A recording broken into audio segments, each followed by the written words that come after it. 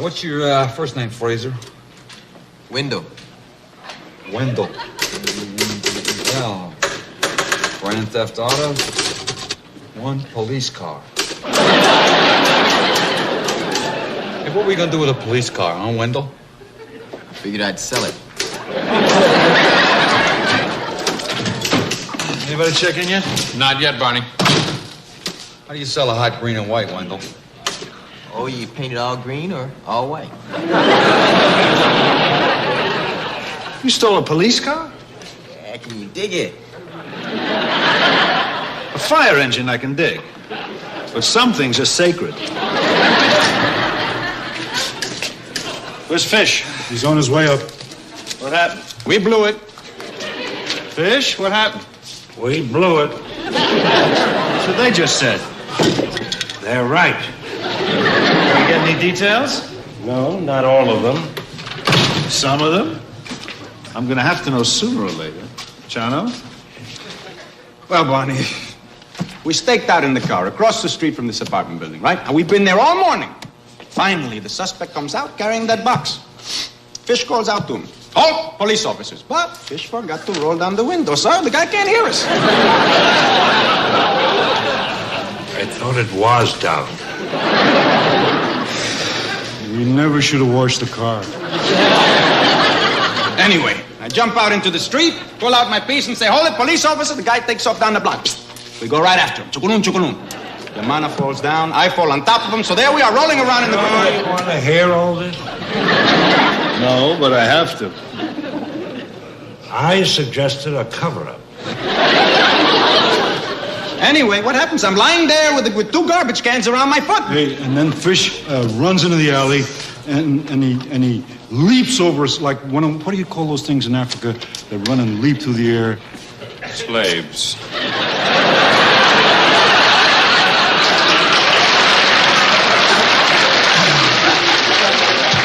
You mean a gazelle? Yeah, that's it. Like a big, beautiful gazelle. Proof that age and grace can go together. Anyway, Fish chases the guy down the alley. The guy drops the box, jumps over a fence, and gets away. Leaving us with this story.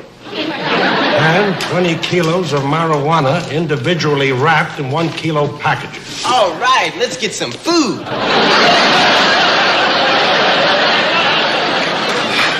You better lock it up. Okay. You all right? I'm fine, just a pain in the lower back. Probably from all that running. Hey, well, let me carry. No. You want to see a doctor? No, it's a common condition among gazelles my age. Hey, man, I'll give you $30 a lid. $30? Oh, let me see. 30 lids to a kilo. That's 20 kilos. That's almost $18,000. You got that much on you? Oh, man, I'm good for it. Come on, Fraser. We're negotiating. 12th Precinct, Harris. Did you at least get a good look at the pusher? Oh, yeah. We'll go through the mug book and see if we can find it. Okay. Why can't we fix up a nice mug book reading room with a couple of chairs, a nice bowl of fruit? Oh, come on, man. Will you please? We'll be right over. Barney, it's the manager over at Siegel's department store. They're holding a guy. For what? Breaking and entering. Sounds like burglary, I guess. Don't worry, Harris. I'll go with you. Barney, it's Fish. He's out cold.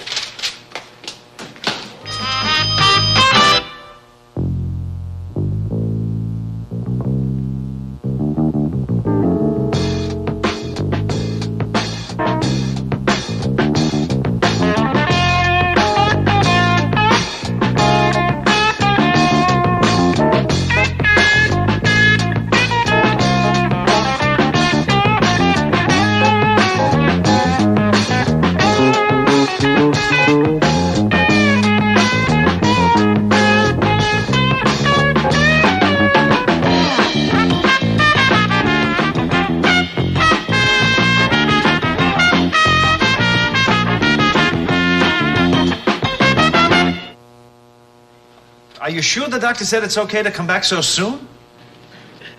At least take the rest of the day off if you want to. If he don't, I do. All right, all right. All right, we'll see you in a little while. Stubborn. What's the matter with him? He's got a kidney stone. But he doesn't want to go home. Says at a time like this, he wants to be among friends.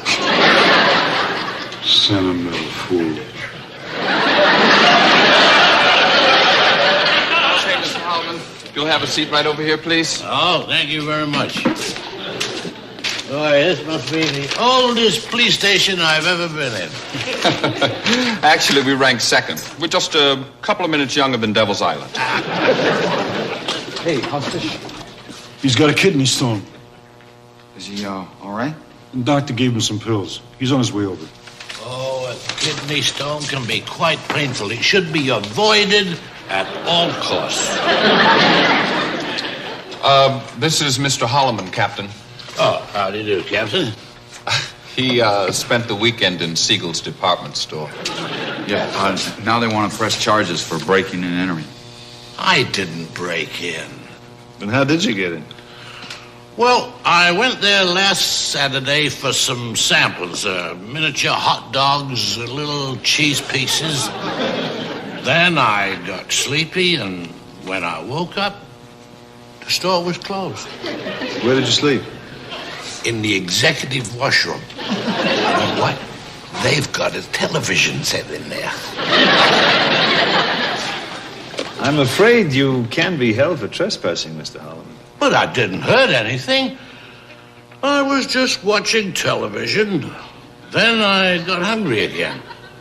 So I went in the gourmet department and I opened a few cans. But I'll pay them back as soon as I get my Social Security check. Why didn't you get out of there before they found you? I overslept. Couldn't find an alarm clock. Okay, Mr. Holloman. But first downstairs, we have to get some fingerprints and have a few pictures taken, huh? Pictures? Oh, well, I'm sorry I don't look a little more presentable. It's okay, Mr. Holloman. You look just fine. Hey, Harris, can you take him too? Yeah, sure. You too, Fraser. Hey, look here, man. My picture gonna be in the paper, man. Oh, no, baby. We don't want you to develop a following.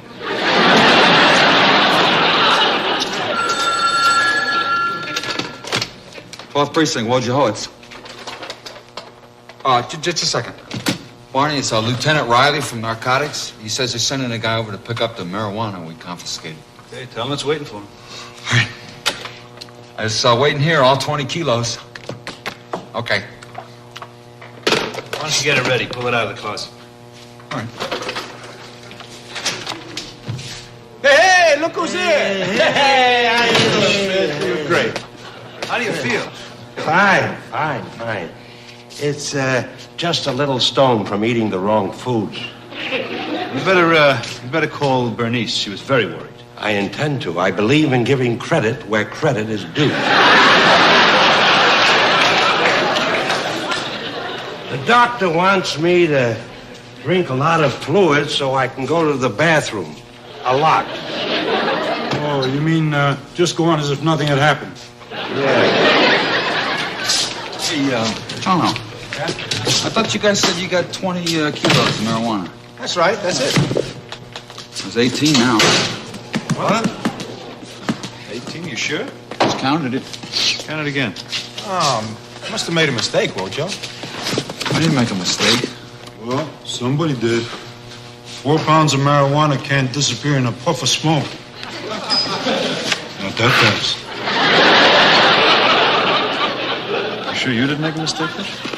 There were 20 kilos when I brought it in this morning. There's a lot of things I can't do, but counting isn't one of them. It's 18 kilos, Barney. Check out the closet, Bush. Oh, it's clean. Check it out again. Look behind those shelves on the floor. I don't get it. I mean, we're the only ones who got the key to that closet. Where could it be? Confiscated drugs missing from police stations. Going to make a wonderful headline. Well, I got bit by a rat. I was moving one of the boxes in there and he jumped out and bit me. Where is he now? He's in there. I shut the door on him. I'll get him. I got a lot of experience with that kind of thing. What were you doing? Kneeling on the ground? No, man, he just stood up on his hind legs and bit me.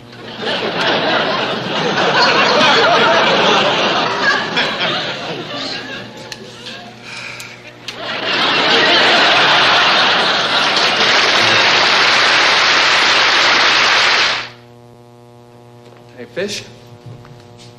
How you doing? I don't know. I'm waiting. Hey, Fish, does it hurt when those stones come out? Can't be too bad. The doctor says it's like giving birth.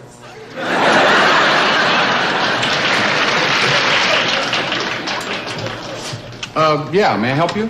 Becker, from Becker and Son. You called for an exterminator. Oh, yeah, okay. Wait just a minute. Barney, the exterminator's here. Captain will be right with you, sir. No hurry. I work by the hour. How do you do? I'm Captain Miller. Sam Becker from Becker and Son. I understand you got rats. One of my men was bitten by one. We wouldn't have called you, but we couldn't get a good shot at him. You used a gun? Shame on you. We don't consider rats an endangered species, Mr. Becker. Yeah, they just love old buildings like this. Rotten wood. Rummy plaster walls. It's home. They could run up and down these walls for years and you'd never know it. Hey! There goes two of them now. Oh, boy. Did you hear something? No, they don't make any noise. Sometimes they can go in and out so fast you never even know they've been dead. If they're very small. Right. If they're big, they'll tear you to pieces.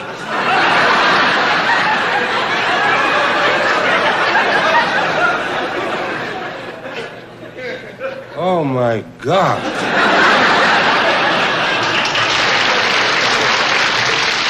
Okay. Looks like I'll be in and out of here all day. I gotta set traps, make plans for strategy. You better call Cogan. Tell him that Mr. Becker's going to be floating around the building. Will your son be coming too? What son? Is that the name of your firm, Becker and Son? I'm the son.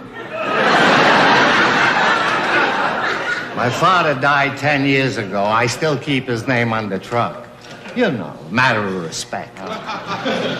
Barney, I can't find that guy. He must have been some stupid runner. All right, don't worry about it. We'll catch up to him sooner or later. What I'd really like to get my hands on is that 2 kilo of grass. Oh, I know. Hey, see the doctor? Yeah. And? Oh, he put some stuff in it and then just put a Band-Aid on it. It's fine, yeah, sure. Feeling all right, Woodrow? Yeah, it's great. You sure? Well, I guess I'm sort of worried. I mean, I figure the rat might have rabies.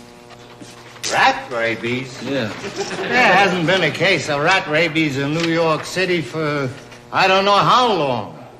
No kidding. Now, bubonic plague.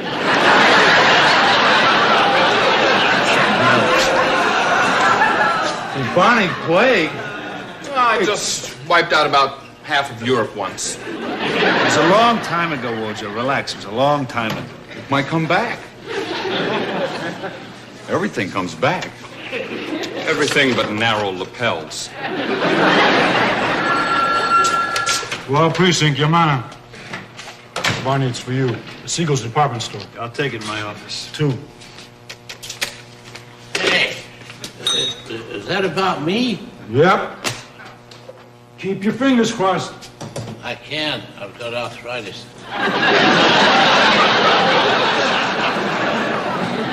Hey, Fish. What happens when you get bubonic plague? Your tongue swells up. You can't talk and you can't eat. God. Hope I don't have it. With some people, it's an improvement. Hey, son, what did you do with that police car you stole? I gave it to my mother. You must love her very much.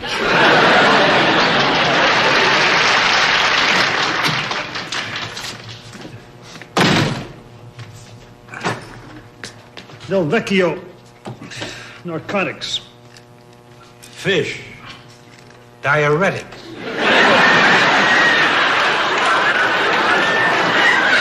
That's funny.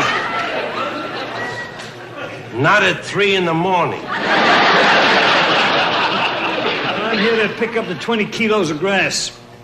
Captain Miller's on the phone. Now, wait.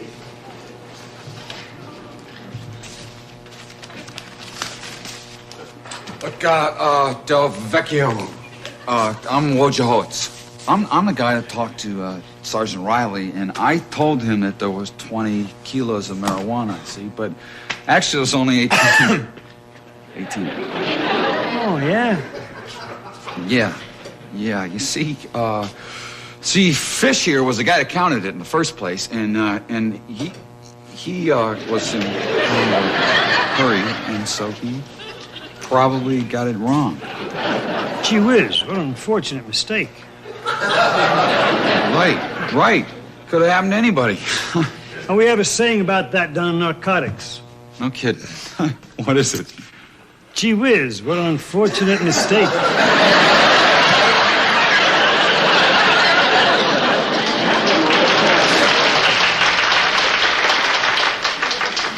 So, Holland, Signal's department store decided not to press charges. Well. Yeah, it's very nice. Maybe I should pop around and thank them in person. If I were you, I'd settle for a telephone call. Well, in that case, I'll have to wait till the first of the month. Nick, would you get Mr. Holloman's personal effects? He's wearing them. I mean the brown envelope in the safe. Oh, those personal effects.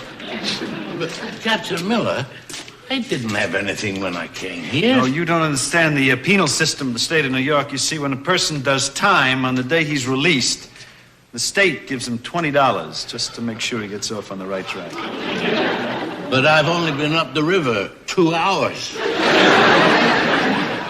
You still get the $20. Here you are, Barney. $14.35. $5.65 off of good behavior. Ah, you're very kind. Now, son, don't let this fool you. Crime doesn't pay.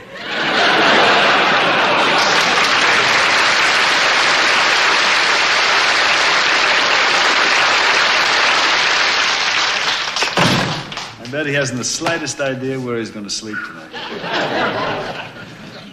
I know where I'm going to sleep tonight.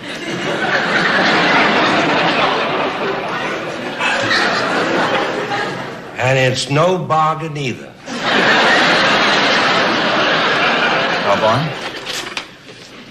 This is Detective Del Vecchio of Narcotics, who came over to collect the 20 kilos of marijuana, of which I explained to him there were only 18 on account of what happened with Fish this morning. The point is that I think we've got a miscount. I understand. Wanowski explained the whole thing to me. Wojciechowicz.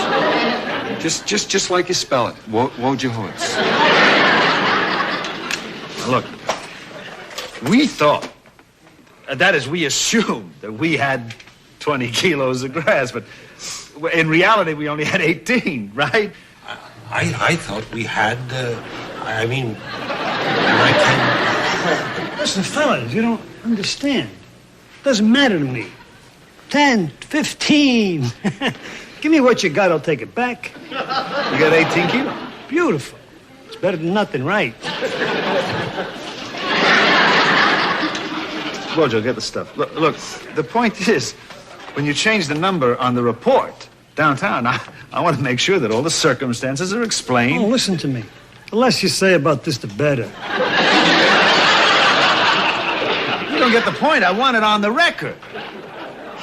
Whatever you say. You guys do quite a job. You lay your life on the line every day. Hey, man, come on. We get paid to do that. Of course we do. We get paid, we get pensions. I mean, what, 2 kilos of grass? What does that come to? Well, was it $2 grand? I offered to give them $30 a lid. They wouldn't take it. Mind your own business. Wojo, fill out a receipt for 18 kilo and have Del Vecchio sign it. I'll sign it blank and fill it out later. That's not the way we do business around here. That didn't sound right. That's not the way we operate around here. We do everything by the book, according to regulations, above board. I believe you. You don't look like you do. Oh, it's my face. I mean, this face doesn't look like it trusts anybody. When I proposed to my wife, she thought I was joking. This face, it's a curse. There you go, sign here. Oh, that's nice doing business with you, Captain. There's an old expression, live and get well. That's live and be well. Whatever you say. Where'd you get this? The officer told me to bring it up here. He said you guys were looking for it. Where'd you find it? In the basement, behind a boiler. I was getting ready to set a trap when I saw this great big pack rat down there. Pack rat! I should have guessed. He had it stacked against the wall, and he was eating off this one. Oh, that explains it. Rat heisted the grass. You don't believe it? It's my face. Hey, look, in my building, they come big. I mean, they come big enough to move the furniture. That's right. This one stood up on his hind legs and gritted his teeth at me. Yeah, I know that one. Well, I picked up a shovel and I clobbered him. And he just laid there with a smile on his face. Kid Del Vecchio satisfied? Absolutely. When I get downtown, I'll explain it to them exactly the way it happened. Let me see now. You guys had a rat. It stole the grass. The rat ate the grass. The rat didn't like the grass, so the rat sent it back. See you guys.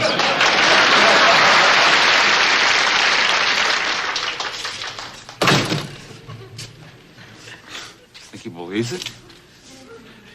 Will you?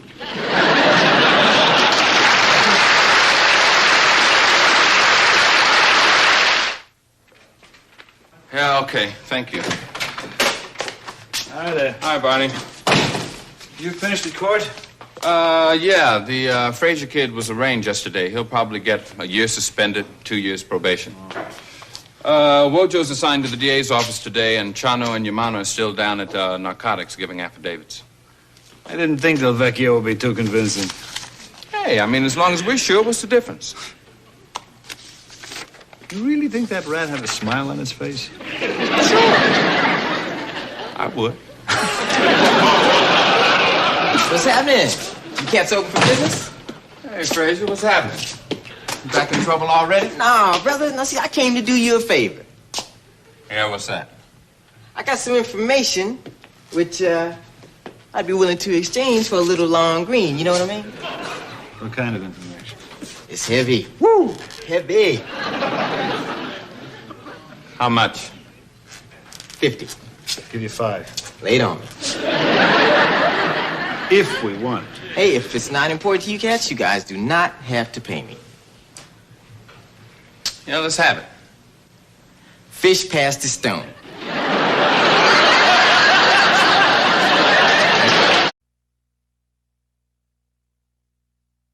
Mr. Johnson, we don't have enough policemen down here to help you. Why don't you try the National Guard? What's the problem? Just a minute, please. It's the manager of the Greenwich Hotel. He says he's got 50 people in the lobby demonstrating. What for? For rooms. That's a worthy cause. Yeah, Mr. Johnson, let's wait. Everybody in New York is complaining the business is terrible. Now, you got a bicentennial celebration. What more do you want? Beer arrives at 5:30. The kickoff ceremony begins at 6, and these areas will be roped off for special groups. We got any problems? All the local merchants are being very cooperative, Barney. Good. Including our ladies of the evening. They said they want very much to take part in the ceremonies. I'm not surprised. I mean, I suppose they're part of our heritage, too. Sure. There were hookers around here 200 years ago. Some of the same ones.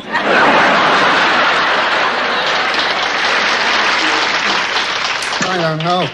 I've been driving a handsome cab around New York for 35 years. But this never happened before. Yeah, Mr. Fuzzo, when did you first notice that your horse was missing?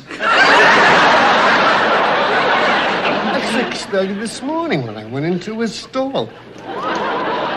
His hay hadn't been slept in. Harris, run over to Washington Square, give Borough Task Force a hand. Okay, Barney. Right, okay. Barney, what do you want to do about the hotel? Take a couple of uniforms and run over there. And maybe you should call Traveler's Aid, see if they can relocate some of the overflow. Yeah, okay. You know, maybe I could rent my apartment to about 15 or 16 of them. You only got one room. They're used to that in my building.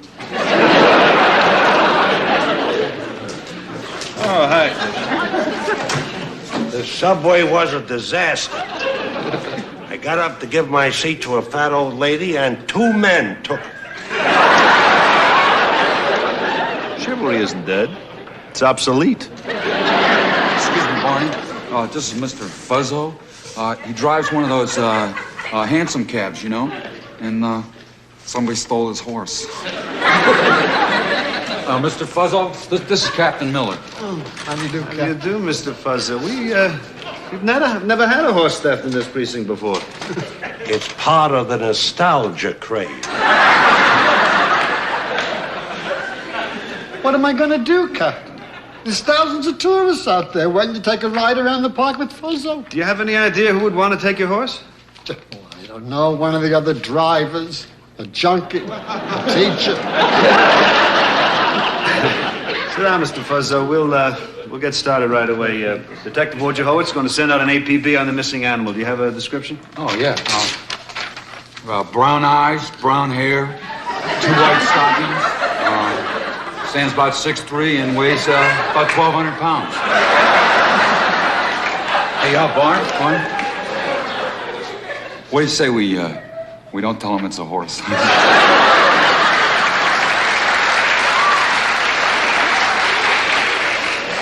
I think you better tell them. They may come up with somebody. Hey, Mr. Fuzzo, don't you worry. We're going to do everything we can. When Bernice and I were courting, we used to ride a lot in a handsome cab. I'd rather walk around the park. It's healthier. Maybe healthier. It's not safer. We'd sit there and hold hands, and I couldn't help thinking, looking at the back end of that horse, is he trying to tell me something?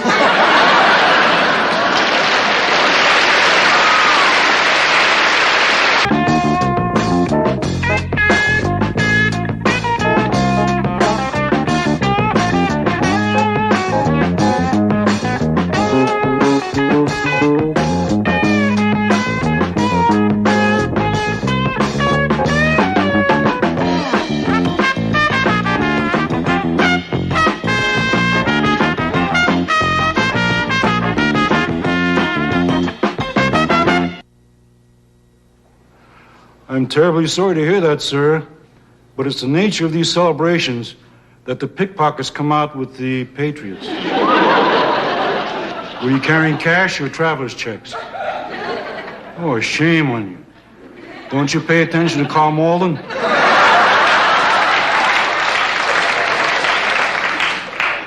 I'm sorry to hear that, sir, but you better dig up some more money or you're going to get picked up for vagrancy.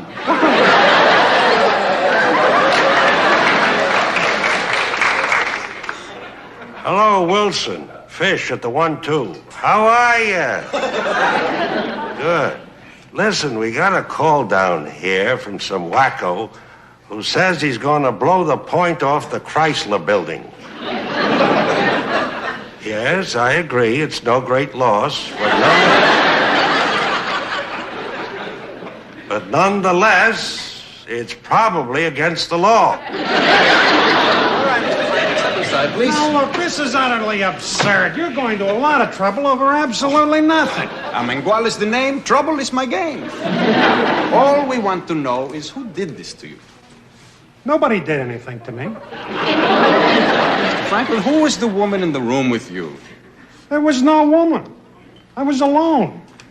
I slipped on an ice cube and I banged my head on the edge of the table. That's all there was to it. I don't know why anybody had to call the police. Well, because your next-door neighbors heard furniture breaking, a man and a woman screaming, and a body hitting the floor. Why do people have to jump to conclusions? Barney, excuse me, we got a possible assault here. It's Mr. Franklin. He's staying at the Greenwich Hotel. Yeah. This morning, his neighbors reported disturbance, right? The police arrive and find Mr. Franklin here almost unconscious on the floor, and furniture, broken furniture all over the place. Has he been to a hospital yet? Oh, I don't want to go to the hospital. I'm all right. The nurse at the hotel patched him up. It looks a lot worse than it is. Well, maybe a couple of stitches in a few days, when I have time. Mr. Franklin, why don't you have a seat over there, please, huh? And be careful of the furniture. This belongs to the city. Barney, the clerk at the hotel swears that there was a woman in the room with him. Well, he was wrong. Okay, Mr. Franklin. Then how do you explain this? What is that? That happens to be the heel from a woman's shoe, Mr. Franklin. It was found in your room. Now, the nurse at the hotel swears that this point fits the hole right in your head there. Oh, that's utterly ridiculous. I slipped on a piece of soap and banged my head on the sink. I thought you slipped on an ice cube and hit your head on the table. I slipped on a small thing and I hit my head on a big thing.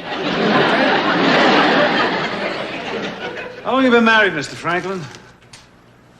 All my life.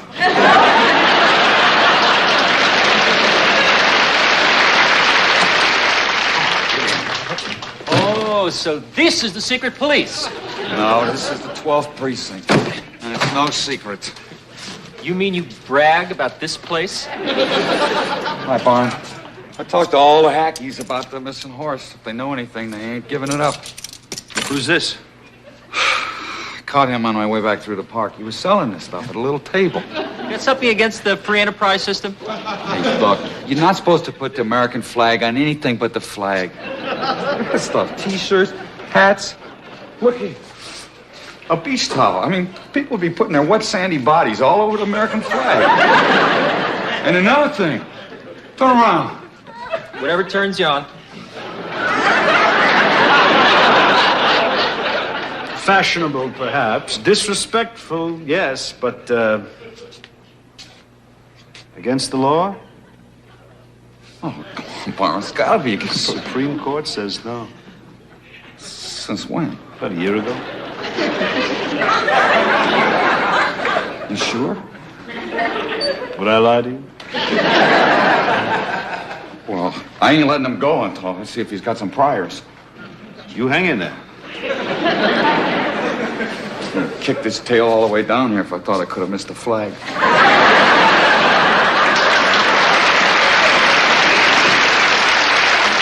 Where do you come from, Mr. Franklin? Well, I'm from Debussy, Ohio. I'm the regional sales manager for Abigail Adams Historical Novelties. I'm here for the bicentennial celebration. Yeah, well, look, this is ours. See? Isn't that nice? It's Monticello. Yeah. It's from our Homes of Great Americans cufflink collection. Yeah, that's very lovely. I'd like to show you one of our collections. We have here photographs of notorious ladies of the 12th precinct. You will also find these occasionally in the Homes of Great Americans.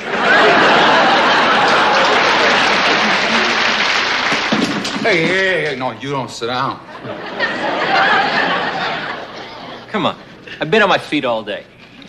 Yeah, well, if you want to sit down, you got to take off those pants. He's right, son. If you desecrate the flag, we gotta burn it.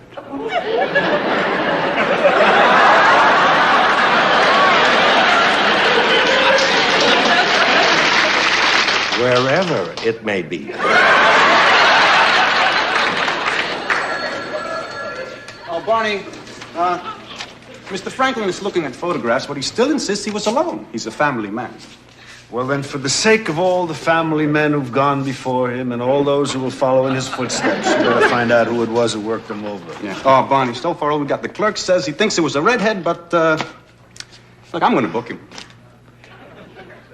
If that's what he wants. Yeah. Barney, that was the commander of the police barn. One of their horses was stolen. What is this, an epidemic? Fuzzo loses a horse, now we lose a horse.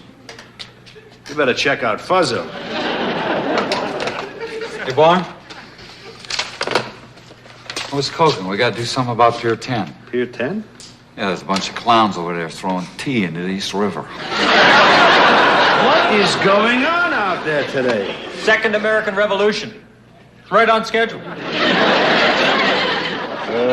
Fish. Yeah, take a run over Pier 10. We got some trouble over on the harbor. This is beautiful. Rioting, fistfights, vandalism. It's a lovely way to celebrate the bicentennial. Get to be 200 years old, I guess you get a little cranky.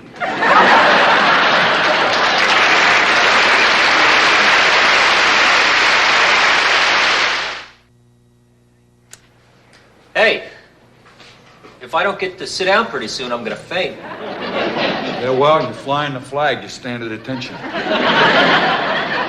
on Harris calling you? Not yet. What about him? I'm going down to check on his priors now, Barn. Okay. Anything serious, Fish? A group from Long Island, the League of Frightened Voters. They were tossing crates of tea into the river. Interesting smell. Orange pico and garbage. Now tell the truth. Wouldn't it be worth the price 10 times over to have this lovely and timeless silverware collection in your very own home? I don't use silverware. I never got the hang of it. Oh, Captain, my wife called, said you gentlemen wanted to see me. Did you find my horse? Not yet, Mr. Fuzzo, but I understand that you're back in business. Oh, well, I got another horse. Oh? Yeah, just temporarily. Where'd you get it? I borrowed it. Huh? From whom? You wouldn't know them. Try me. We know a lot of people. Oh, well. Well, they're on the other side of town. They got a lot of horses. I mean, one horse more or less. They could get along without it. So they gave you one? Well, like I said, I borrowed it. Do they know it yet? I think they do now. Mr. Fuzzo, borrowing without permission is called stealing. And we of the police department frown on activities like that, particularly when the borrowing is being done from the police department. I wasn't going to keep it. I was going to sneak it back in a couple of days. In better shape than I got it. Go downstairs and take a look at him. I shampooed him. I curried his coat. I waxed his hooves. Oh, he was a mess when I picked him up. From the police bar? Yeah. When you're going to borrow the best.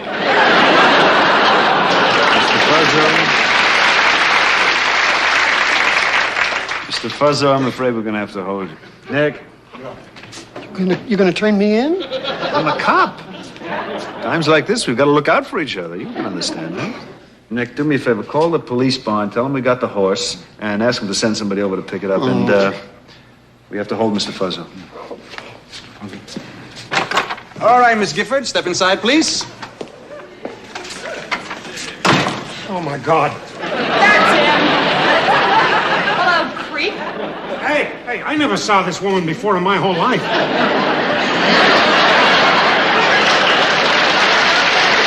So, how's the horsey trade? Oh, listen, not bad. How's tricks? Pretty good. Till lately. Barney, this is Miss Tracy Gifford, who made a call to room service last night about 12:30 from Mr. Franklin's room. Is that true, Miss Gifford? Yeah, and so far, a root beer and a grilled cheese sandwich is all I got out of this. The waiter recognized the woman as Miss Gifford, as she is a frequent overnight guest at the hotel. I apprehended Miss Gifford in the hotel bar. Mr. Franklin, this the woman who assaulted you? You bet I am. You admit it? You want to know what happened? Please. Okay. Last night, I'm down walking in the park, like I'm apt to do. I sold these buttons for the bicentennial, for charity. See? 1776 to 1976. We've only just begun. Anyway, creep comes up to me and asks me how much for one of my buttons. I tell him the usual price, $60.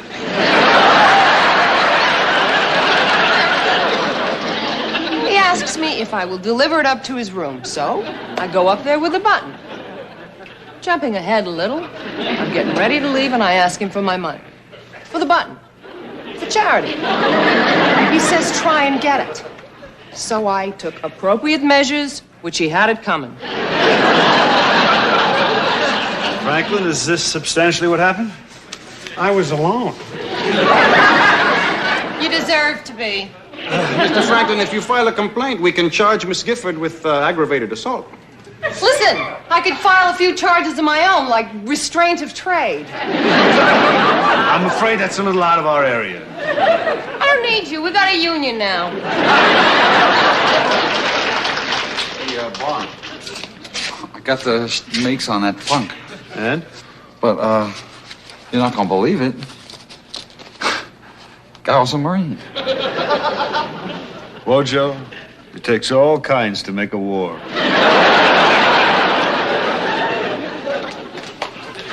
Hey, you really in the Marines? Something wrong with that? Man, you're tough to please. I don't know. See, I was a Marine, too. Yeah, I remember you. You won the war.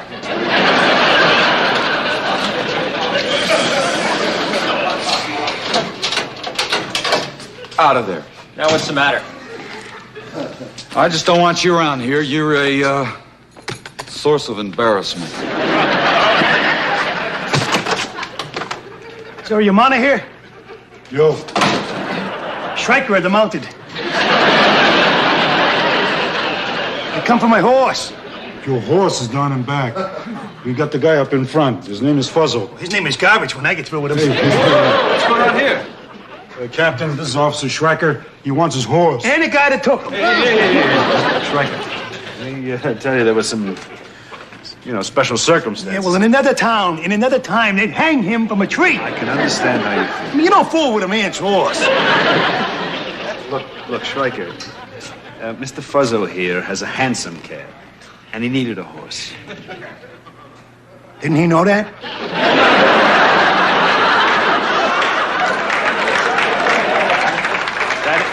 That is, he had a horse, but somebody stole it. Isn't that always the way, huh? Mr. Fuzzle took really good care of your horse. Yeah. He really did. Why don't you go down back, take a look at it, just see. Well, okay,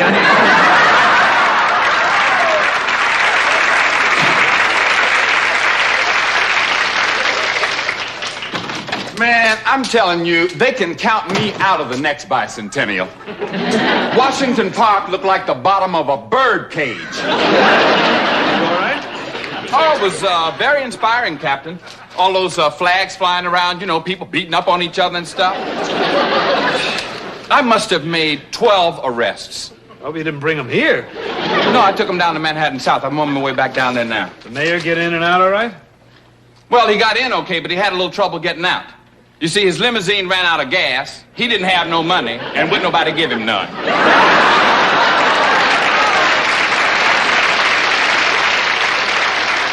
Mr. Fuzzo, how much can a man make driving people around the park? You mean reported income? That much, huh? Oh, you'd like it. I know a lot of guys drive cabs when they get old enough to retire. How do you know how old I am? Well, you take a guy's height, then you multiply it by the number of times he goes to the bathroom every day.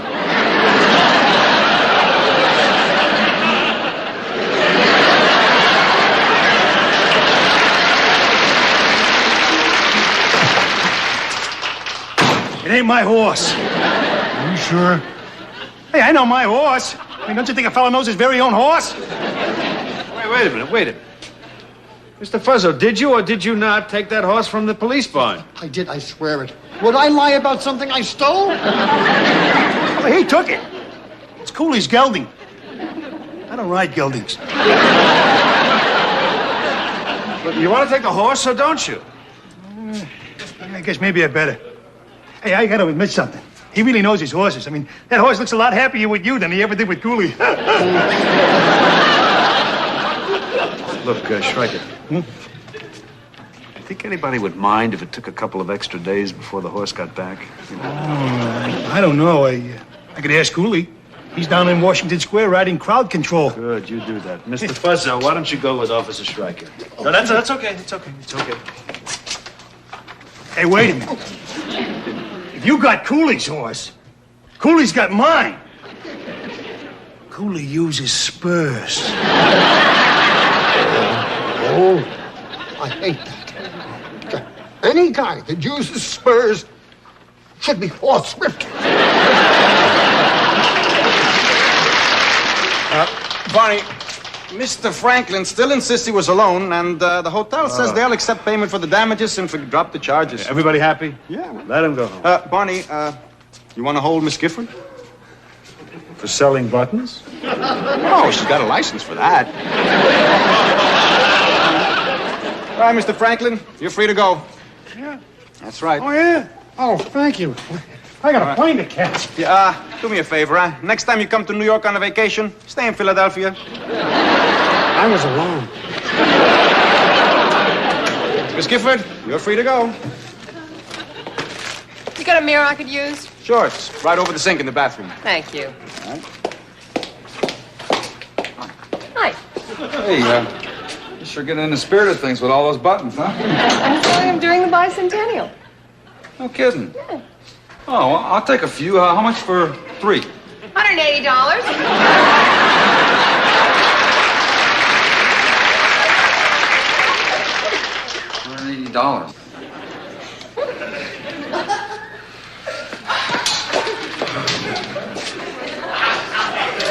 Hey, Barn, you know what that girl's selling? Yeah, I know what she's selling. Seems like a lot of money for something you're going to throw away in a couple of weeks.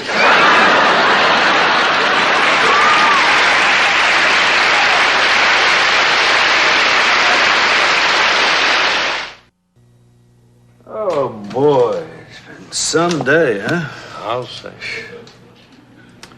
So, how's everything going with you, Fish? Oh, pretty good. And yourself? You don't have to talk.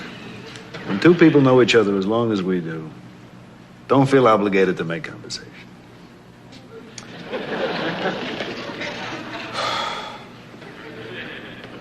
They say we're due for some rain next week.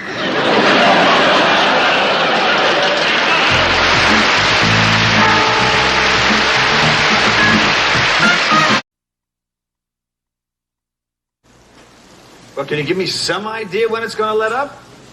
I mean, 8 hours from now? 24 hours? 40 days? I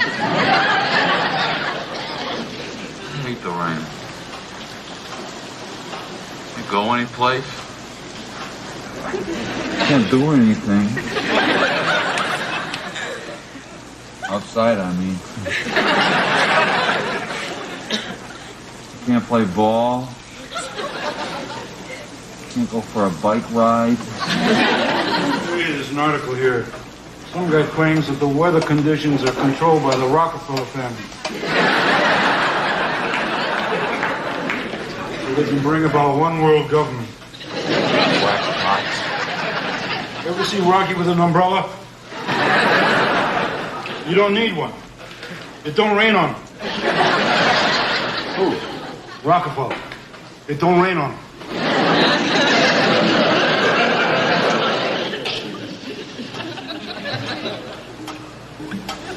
Stop it. Just stop it. It's on your nerves after a while, doesn't it? Oh, man.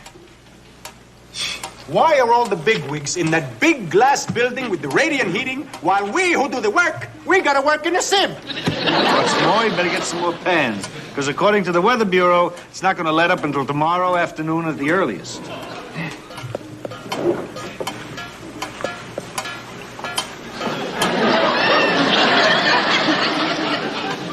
If this keeps up all night, I may kill somebody before morning.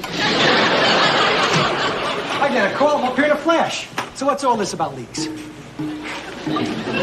Got eyes? They're from the roof. Do you think you'll be able to do anything about it, Mr. Beckman? I'll have to go up on the roof and take a look. Well, we would appreciate that. You know, it was a bad building, Captain. It was a big scandal when it was finished in 32. They put sand in the cement, water in the plaster, used rotten wood for the frames. Everybody went to jail. Ironic, isn't it? Well, it ain't all right. Gets on the roof and then leaks on through the ceiling. You know what I like about you, Beckman? You got grasp. My pleasure, Captain. Rain. Road Police Detective, Sergeant Menguala speaking. Oh, lousy weather. You should see the subway.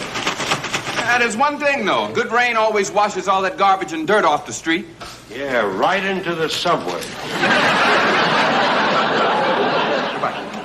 Barney, that was Mr. Gardino, owner of the Shea Ho Ho nightclub. Says some guy started a fight over there and they busted up his place. I'll take a run over there. Okay. Harris, go with Chano. Hey, why me, Captain? I just got out of the rain. It's like getting out of the ocean and then going right back in. You know, the shock isn't as great. Hey, but I just ate. Don't I have to wait an hour? Come on, Harris. Your idiocy is lost on the captain. No, man, wow. That's all you gonna wear? Yeah, man, I don't like all that heavy stuff. See that, man? What I like is to get wet on the outside, not on the inside.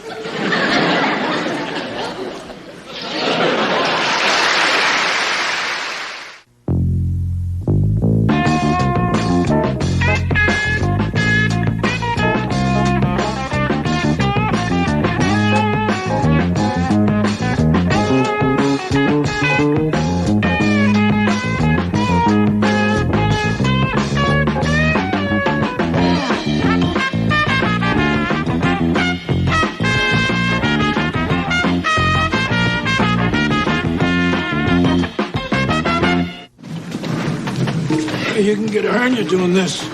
I can get a hernia from doing just about anything.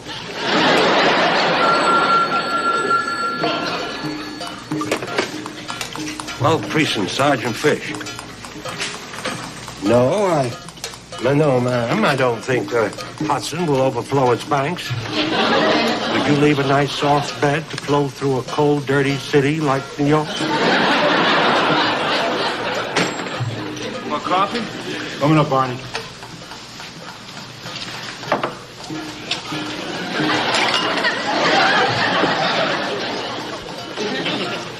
You gonna use that water? It's rainwater. The best kind there is. Some people wash their hair in it. It's just come through the ceiling, that moldy, termite-infested ceiling. That filters out the impurities.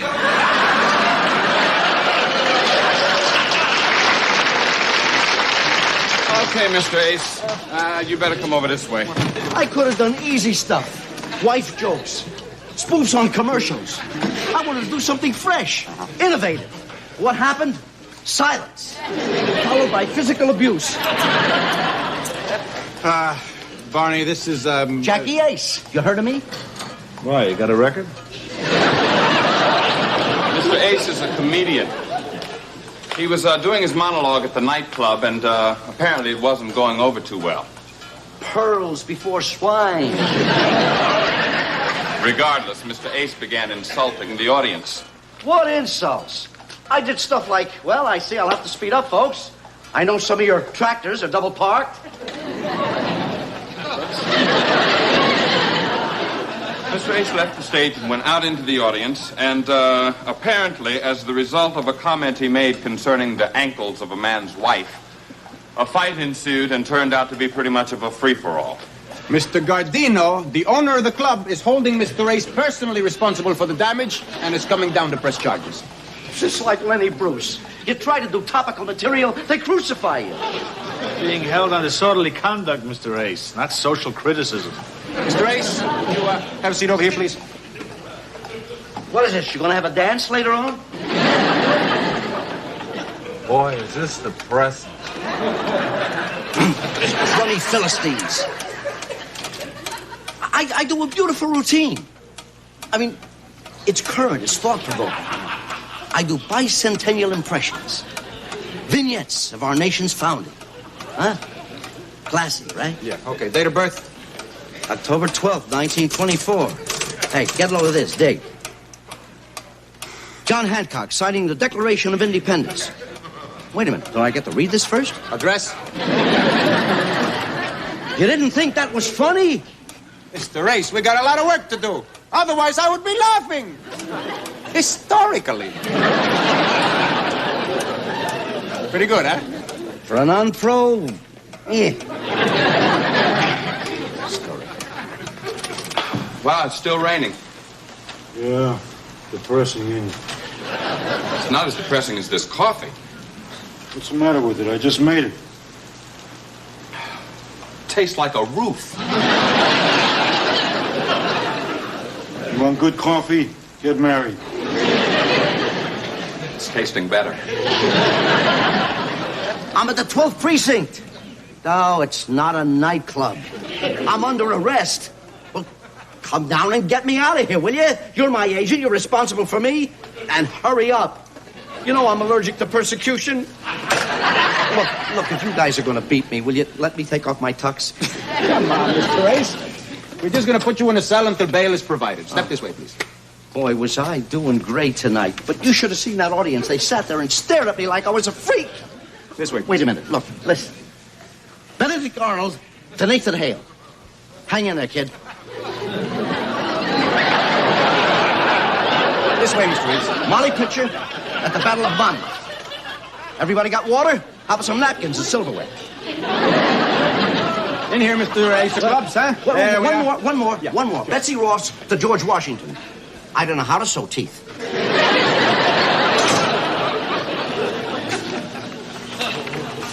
Don't we have any crime? You just missed it.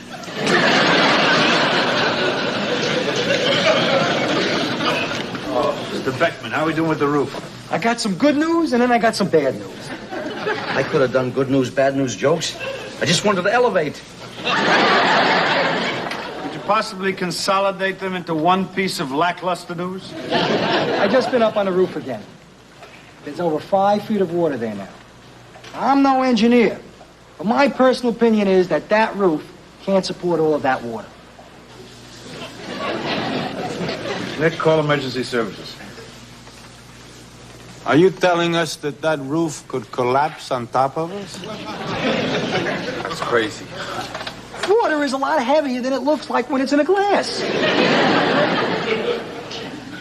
Hey, Pal, dig this. Paul Revere to Benjamin Franklin. There's a crack in the Liberty Bell. I told you we should have got a horn.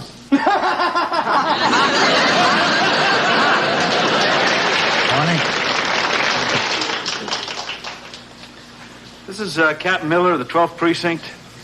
Look, we've got a very old building here, and I've just been informed we've got 5 feet of water on the roof. It appears... Well, don't you think that's going to create an unnatural stress? I mean... You certain? Okay, thank you. It says it is structurally impossible for anything to happen.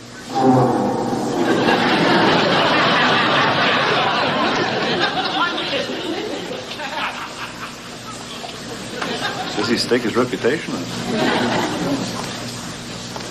Well, that's good enough for me. Hey, the building's 40 years old. I mean, the water's not going to bring it down. You'd be amazed how much water an old structure can hold.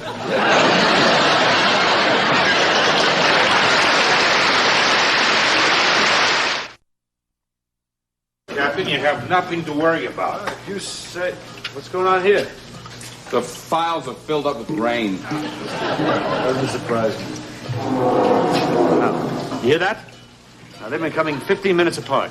Well, pack a bag, dear. It's time to leave for the hospital. The roof is settling. The roof is settling. This building is 40 years old. How come it didn't settle 40 years ago? You don't understand the dynamics of a building. A building isn't just static. It moves, it breathes, it expands, it contracts, sways back and forth in the wind. That's what killed the Etzel.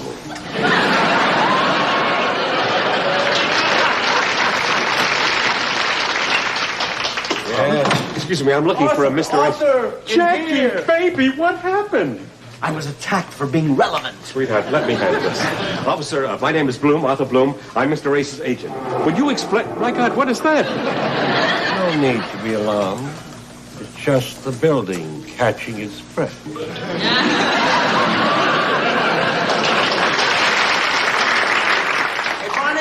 Barney, where can we put this? I mean, we're running out of dry places. The safest place is right there in that cell. That's where the bracing for the ceiling is.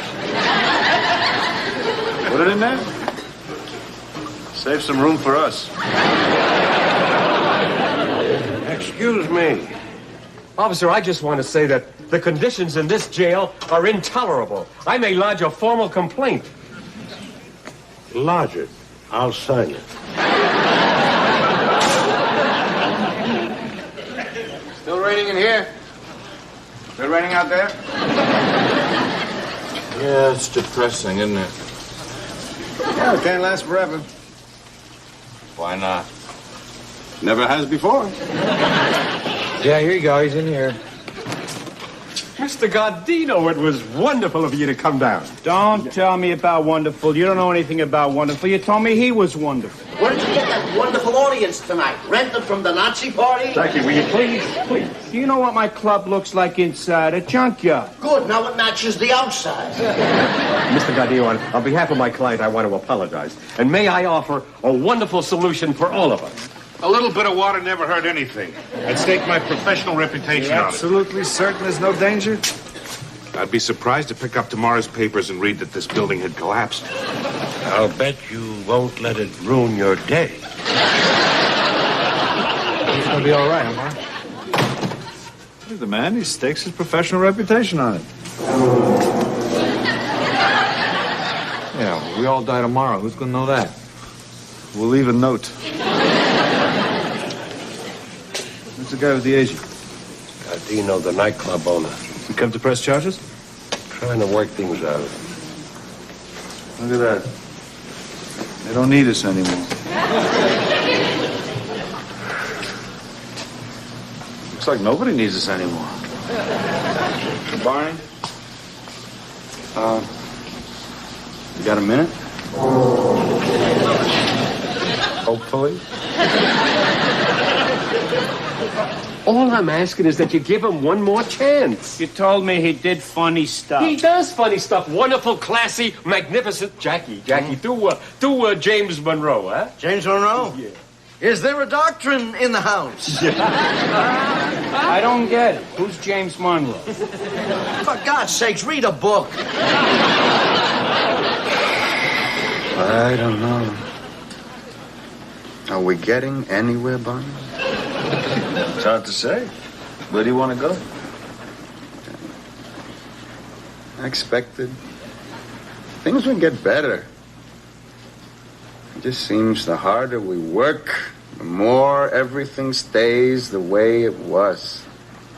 That's called progress. Yeah.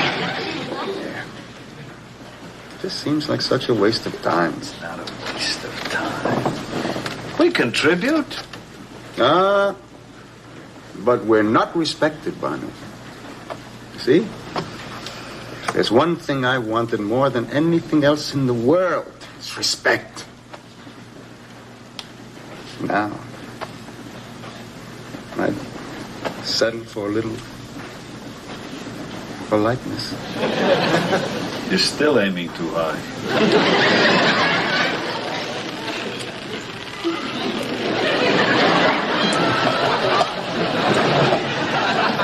How can you collect damages if he doesn't have a job? Easy, I'll take everything he's got. You're too late, pal.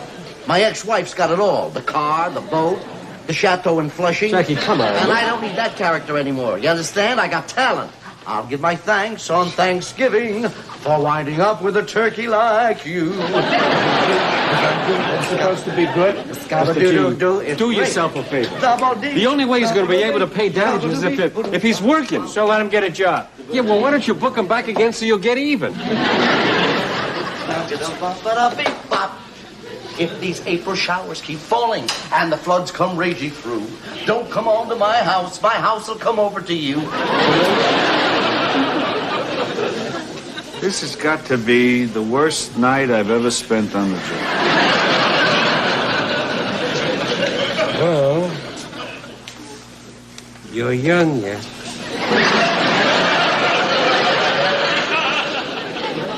I got good news, Captain. We got a pump on the roof, and we're draining off the water into the air shaft. Barney?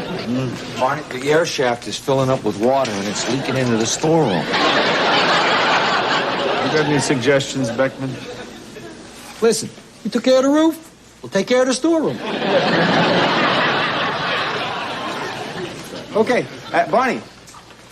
Mr. Gardino has decided not to press charges. Oh. He's going to keep Mr. Ray's on till he pays the damages. What about all those possible assaults? Well, nobody's filing any complaints. Turn him loose. Okay. Look at that. The only catch of the night, we got to throw him back. Okay, Mr. Race, it has been entertaining having you play the 12th precinct. We hope never to have you back. Thanks. And listen, you guys are all invited to be my guests at the club. I'm going to open with a new act. Will it be funny? Are you kidding? It's can't-miss material. I call it my Renaissance Review. You see, he does takeoffs of famous personalities of the 16th century. Jackie, do Michelangelo. Michelangelo? Hold it! I think we ought to wallpaper instead. God. What, you don't know him either? Barney's a mess in there. I mean, everything's soaked. The records, the forms, all the stolen property. All the nightsticks are going to warp. Only place in the whole building without running water is the bathroom.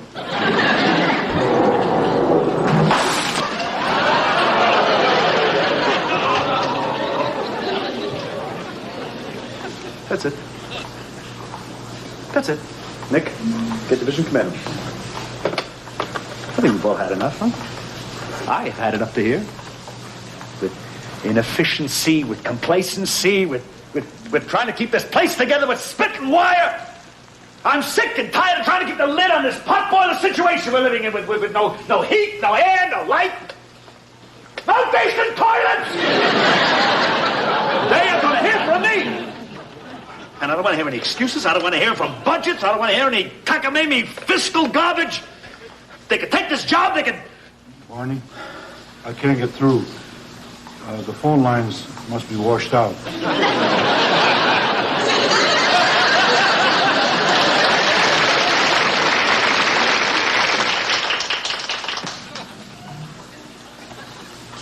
What happened? A piece of the ceiling collapsed. Sure, what do you expect?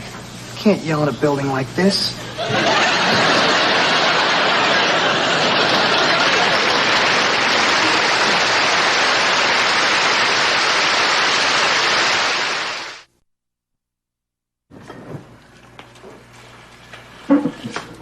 Listen, everyone, I'd like to apologize to everybody for sharing. No. I'm the one who's always saying keep things in perspective and... Hey, forget it, Barney. I mean, we all were depressed tonight. You're just the first person to put it into screen. Depression is a lot like a cold. One guy gets it, he starts passing it around. Yeah, but you can't let it get you. What you gotta do is develop an Oriental philosophy. Like my grandfather used to say, many things look bleak at the moment. The man is gonna work until the day he retires. He's not gonna take terminal leave. I don't have to ask him, I know him. Yes, I've seen his medical records. So what? So he's got bad feet. Know anybody who's got good feet? Yes, I've seen the rest of it. Kidney stone, gallbladder, compressed disc, hernia. I should think you'd be proud of a man who could work under those conditions. Hello. Good morning. How's everything this morning? Boy, you're feeling chipper today. I found a great new cereal. Doctor's bread. I slept like a log. You eat cereal before you go to sleep? What else have I got to do? We're cutting down again. We just closed the 33rd precinct. Half the men have been laid off, half are being reassigned. We picked up one. Detective 3rd grade Arthur Dietrich. Dietrich. I went through the academy with a guy named Dietrich. That was in 1937. I wonder if it's the same guy. Probably is.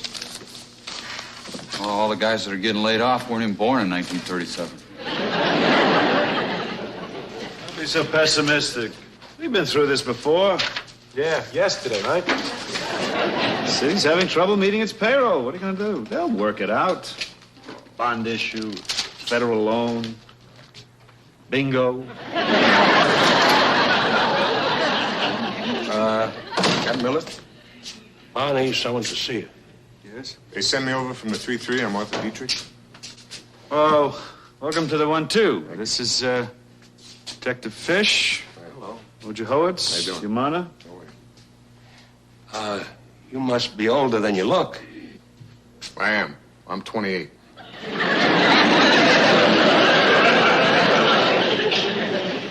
Okay, until we can get a desk for you, you can use Harris's. He's still in court. Wojo will show you where the lockers are, and for the time being, I'd like you to work with Fish. If you're going to learn from the best. Thank you. How many guys did they lay off at the 3-3? Oh, there was about 26 uniforms and 9 detectives. What about the older cops? The better cops? Well, I'm afraid we've lost some of the older cops. But then we lost some of the better ones, too.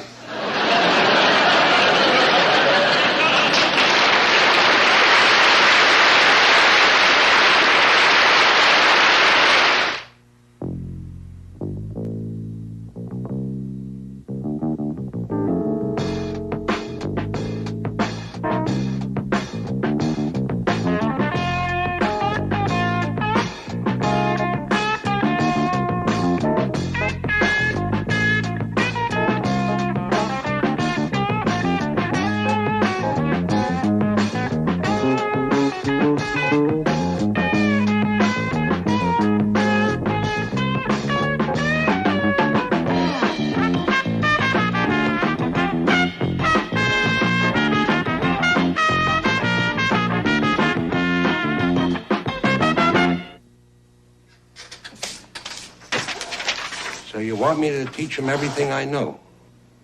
Who better? And when he knows everything I know, then what? Then hopefully we'll have another man as good as you. We always got along with one man as good as me. What do we need 2 for? We'd like to make things easier for you. Restricted duty. Would it be so awful if you didn't work so hard? Restricted duty would be embarrassing. Come on. You've got, what, a year to go? You've earned the right to relax a little. And with a guy like Dietrich, well-trained, he could take up the slack if you decided to take some leave. You got a lot of leave time coming, you know. I don't feel so good. Doesn't surprise me. There's men's room.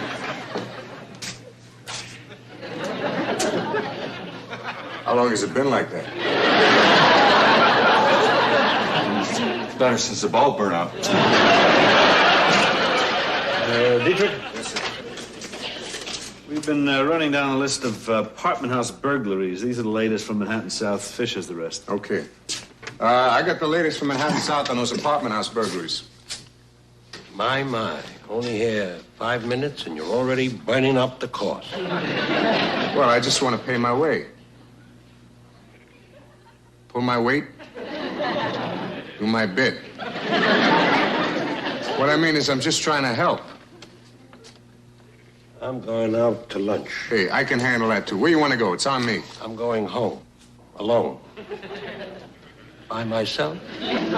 Without you. You haven't eaten anything. I'm not hungry. You came home for lunch. I went to the mountains for my health. Did I get any?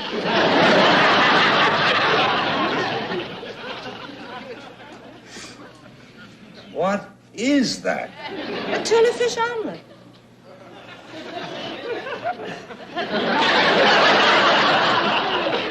Tell me what happened. What makes you think something happened? You've been home for lunch 3 times since Roosevelt died. I don't think anything when Roosevelt was alive. What time did Beverly get home? The usual time? Bernice, I'm a detective. I can't accept an answer like that. I'm used to detail. 4, 6, 2:30, 8:45. Is something wrong with Beverly? I'm just making conversation. It looks like we're gonna have to learn how to do a lot of that, Bernice.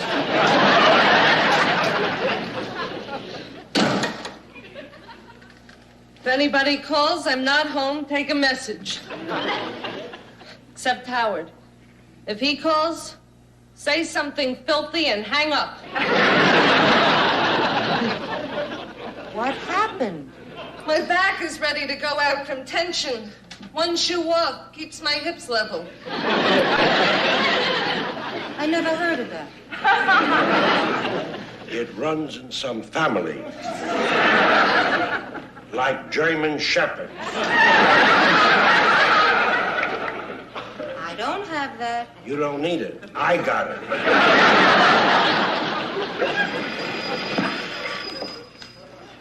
If that's Howard, tell him I'm not here.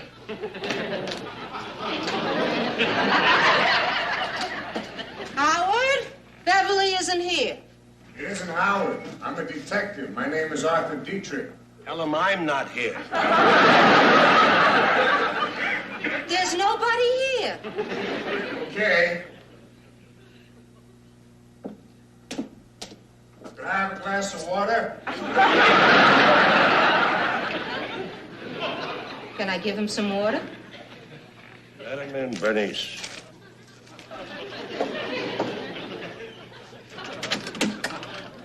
Hello, Mrs. Fish? Yes. In case you didn't hear me through the door, my name is Arthur Dietrich. I'm a detective. How do you do? How do you do? Please, come in. Hi, Sarge. Hello. Oh, that's my daughter, Beverly. I'm Arthur Dietrich. I'm a detective. In case you didn't hear me through the door. Look, I don't mean to intrude, but I thought if you were finished eating lunch, we could check some of these apartments. There's a few right in the neighborhood here. I'm not finished yet.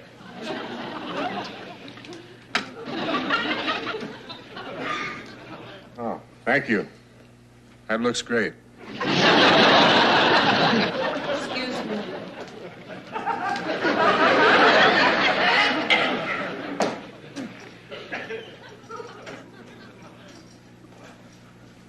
She handles that well, doesn't she? You want some ketchup? No, thanks. This is fine. And by the way, congratulations. I'm not finished yet. No, I mean on your restricted duty. Restricted duty? Sure, he deserves it. Could take it easier, shorter hours, no more unnecessary chances. Thank you for the water, Mrs. Fish. Those first 2 apartments are on 23rd Street. Get someone else to go to 23rd Street with you. I'm going for a walk. Look, there's no rush. Day's almost over anyway. I can meet you at the precinct first thing in the morning. I'm not going to be there in the morning. I'm not going to be there ever. I quit.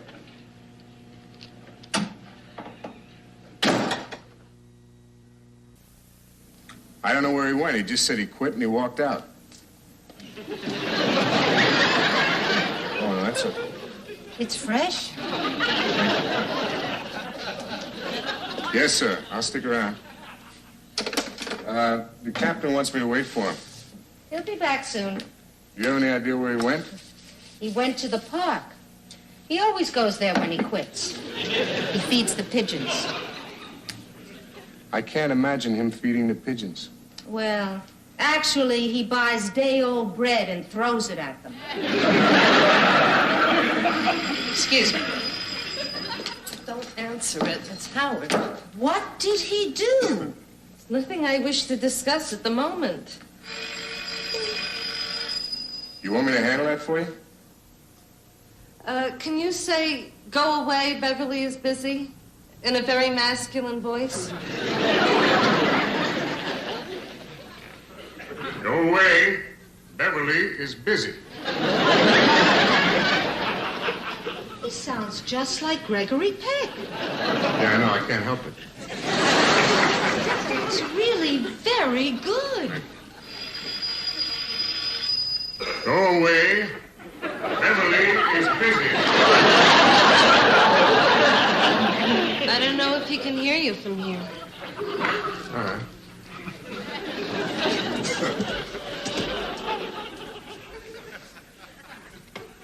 Howard, go away. Beverly is busy. We've made other plans, and they don't include you. This isn't Howard, Mr. Peck. Biff. Biff?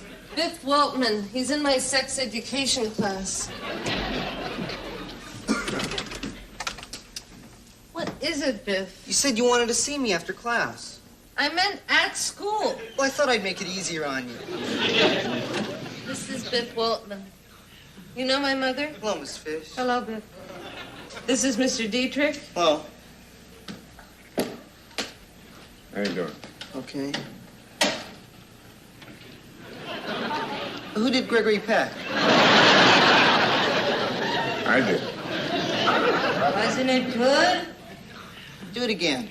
All right. Go away. Beverly is busy. Yeah, it's good. Thank you. Are you an actor? No, I'm a cop. I thought about being an actor, though. In college, I was Nick the Bartender in The Time of Your Life. You know the play? Yeah, William Saroyan. That's right. Well, anyway, it was opening night. It was a rainy night, and hardly anybody showed up. So around, like, the second act, everybody got bored. And a couple of years later, I became a cop.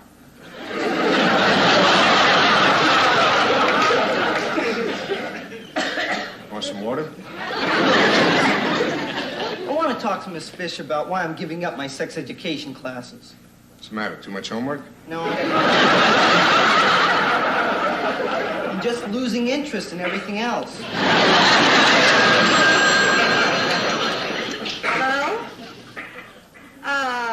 Just a moment, please, Howard. It's Howard.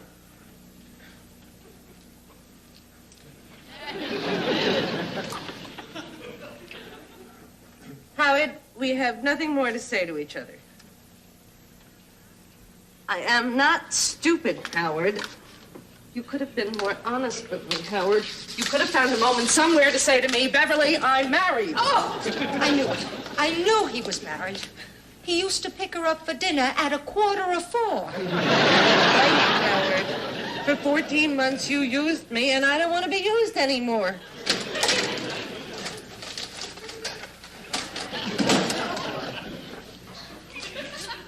I went to the park. Are you all right? I feel fine. I took a walk. I got some fresh air and sunshine because I deserve it. Beverly is talking to Howard on the phone. He's married. Good. I never liked him anyway.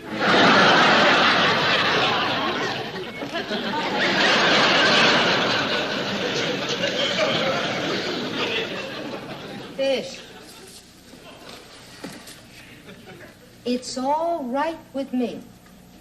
Whatever you've made up your mind to do, wherever you go, I am with you 100%. Bernice, don't start up with me.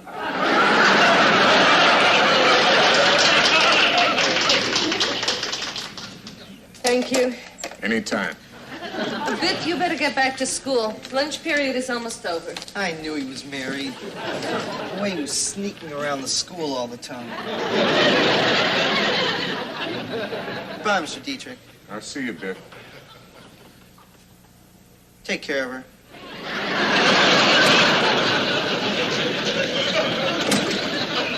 How did it go? I think I can put my shoe back on. It's a miracle. I think he really means it this time. I think you better go. Maybe it would help if I talked to him. How long have you known him, Mr. Dietrich? Just met him today. Talk to him. He'll listen to you.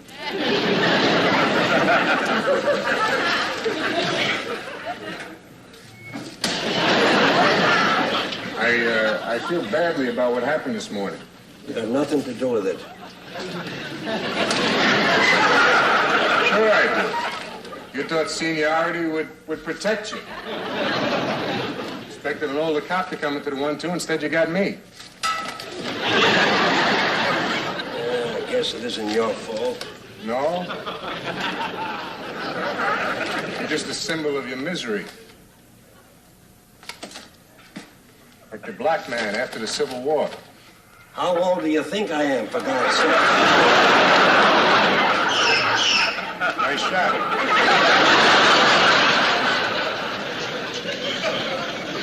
Isn't every hat I got. I want to ask you for a favor. They're laying off older cops and younger cops. Depends on their record. They're not going to let you go. Not with this. 3 commendations, 1950, 57, 62. Politics. Medal of Valor, so on, conspicuous bravery, and total disregard for his personal safety and coming to the aid of his fellow officers.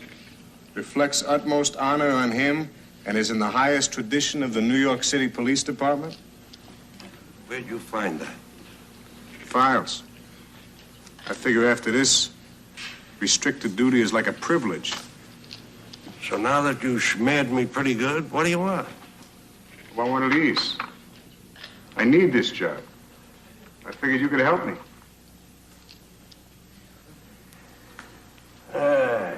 It's lucky for you I'm a vain man. I made some tea.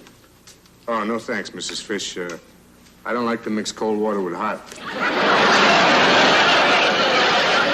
last class. Goodbye, Miss Fish. Nice meeting you. Thank you. Now that you and Howard have called it quits, maybe I could call you sometime. Howard means nothing to me anymore. It's Biff you've got to worry about.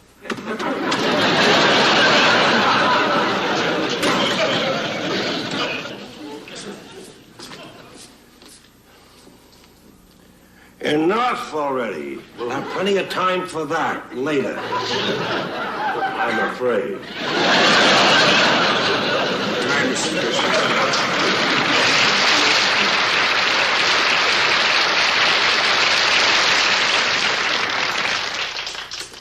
Good news, gentlemen. The city of New York has enough money for another day. Rudy roster for tomorrow. Chano, you and Harris, Nick, you and Wojo on regular tours, and Dietrich will be alternating the rest of the week. I thought Dietrich was working with Fish. Well, from the last information I got, it appears that Fish may be taking terminal leave. Apparently, he prefers it to restricted duty. Ain't gonna be the same around here without him. Fish is it's the closest thing I've had to a father since I've been in New York. Yeah, we're all gonna miss him. It's a good thing I got bad feet. The way they feel right now, if I had good feet, I'd be worried. It's going to be a pleasure not to have to go through this anymore. Fish, I want you to know that I think you're the finest cop I've ever worked with. That goes for me, too.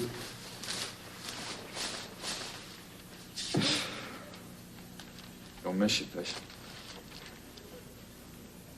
Who put my medical report on the bulletin board? I just happened to mention that it looked like you were going to be taking your terminal leave, and we wouldn't be seeing much of you. Look, you can't stop the years from passing by. There comes a time when changes have to be made. Someone younger and stronger comes along to fill your shoes, and a person has to gracefully step aside.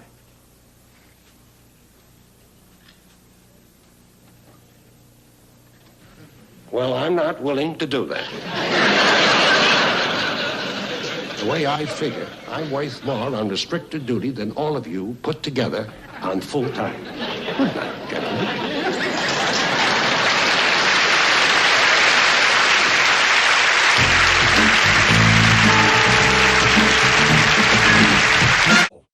Reborn. Cassandra looked at him over the top of her book. Different people. Do I get to be someone who lives in a house without a yellow vent parked outside? No, it's about iconoclastic autosuggestion. Rodney insisted. We write down our fantasy figure, and for one night, the other person becomes that figure. No dressing up required. It's all in the mind. All right, Cassandra sighed. I'll try anything to stop you talking about memory baggage. They wrote down their choices. Cassandra handed her slip to Rodney. He opened it and blinked. The bill. You want me to be a copper? Just a position of authority. Rodney, she said, a mischief glint in her eye. Rodney's own fantasy involved a certain gladiator, or maybe a heroic figure from a film he'd seen recently. He didn't say it, but he had a plan. The next evening, the plan went horribly wrong. Dell burst into the flat to find Cassandra dressed in a full policewoman's uniform, complete with a baton and a look of professional disapproval. Rodney, on the other hand, was standing there in a leather tunic, looking like he'd been rejected from a low-budget production of Spartacus. Oh, my God, Dell shouted, nearly dropping his bag of takeaway. I thought we were being raided. Cassandra, I didn't know you'd joined the force. And Rodney, what are you? A Roman centurion with a vitamin D deficiency. It's a fancy dress party. Dell, Rodney yelled, his face turning a shade of purple that matched his tunic. We're going to a party. My ex-boss at the bank invited us. At 5:30, Dell asked, skeptical, a bit early for a rave, isn't it? It's an early party for people who have to be up for work. Rodney grabbed Cassandra's arm. Come on, Reg Hollis. Let's go before he starts asking for our badges. Chapter 11, The Lights of Gold Rush. The BBC television studios were a labyrinth of cables, tired security guards, and the smell of industrial-grade hairspray. Dell stood in the wings of the Gold Rush set, adjusting his suit. He told the producers he was a connoisseur of the arts. He told them his hobbies included fine wines and 16th century Italian Renaissance art. In reality, his knowledge of fine wine stopped at anything that didn't have a screw top. And the only Renaissance art he owned was a framed picture of a crying boy that he'd bought at a car boot sale in 1984. Welcome to another edition of the show that is taking the country by storm. The voice of Jonathan Ross boomed through the speakers. This is Thursday. This is live. This is Jonathan Ross, and this is Gold Rush. Del stepped onto the stage, his smile fixed, his rings gleaming under the studio lights. Beside him were his competitors, Mike Wallace, a financial advisor who looked like he'd swallowed a lemon, and Janice Scott, who seemed genuinely terrified of the cameras. And finally, Ross announced, "We have Derek Trotter from Peckham." Derek is a businessman who lives with Raquel, his significant other. His pastimes include fine wines, the theater, and 16th century Italian Renaissance art. Del gave a thumbs up. Lovely jubbly. Jonathan, just happy to be here for the culture, you know.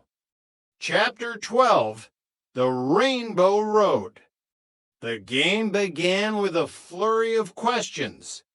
Del's finger was poised over the buzzer like a predator waiting for a slow-moving gazelle. Whose famous diary recorded the plague and the Great Fire of London? Ross asked. Del hit the buzzer. Mrs. Dale's. The studio went silent. Ross blinked. Nice try, Del. But I'm afraid that's not right. You're frozen now. Eventually, through a series of fluke errors by his opponents, Del found himself as the first challenger on the Rainbow Road. He stood in the center of the stage, a 1-pound coin clutched in his hand, his guaranteed prize. Whatever else happens, that's yours, Ross said. Just make sure it ain't Irish, eh? Del quipped, winking at the camera. He breezed through the early rounds. He knew Kilimanjaro was in Africa mostly because he'd once tried to sell a crate of T-shirts with the mountain printed on the wrong side. He survived a challenge from Janice. The money climbed. 10,000, 25,000. And then the green question. In which state was President Kennedy born? Del hesitated. He remembered the news footage. He remembered the tragedy.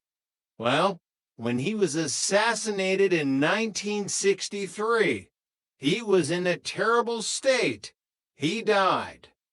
I need the name of the state. Del, Ross urged. Texas, Florida, or California? Del sweated. He used his shot in the dark. Florida, he shouted. No, Ross sighed. It was Texas. But you played your shot, so you're still in the game for the penalty question. Chapter 13, The Ravel Debacle. The penalty question was worth 50,000 pounds. If Del got it right, he'd move to the final gold question for 100,000. Which classical guitarist wrote the opera The Child and the Enchantment? Was it Ravel, Segovia, or Rodrigo? Del's brain stalled. Classical music. He was a man of the people. He liked the theme from Z Cars and anything by Tom Jones. He needed his SOS. He needed his brother. My brother, Rodney, Dell said, he's a graduate to GCEs. He knows his classics. Back in the flat, the phone rang. Rodney, still in his Spartacus tunic, answered it. Hello, Rodney. It's Jonathan Ross. Oh, piss off. Mickey, you're getting on my tits now, Rodney yelled. Rodney, it's not Mickey. It's the BBC. Your brother is on 50 grand. Realization hit Rodney like a bucket of cold water. He listened to the question. Ravel, Segovia, or Rodrigo? Ravel. Rodney shouted into the phone. I'm 100% sure, Dell, it's Ravel. Dell, back in the studio, looked at the camera with the confidence of a man who had just been handed the keys to the Bank of England. It's Ravel, Jonathan. My brother knows. He's got the brains in the family. Are you sure, Derek? Ross asked. You don't have to take his answer. No. Rodney's spot on. Ravel. The buzzer sounded a long, agonizing drone of failure.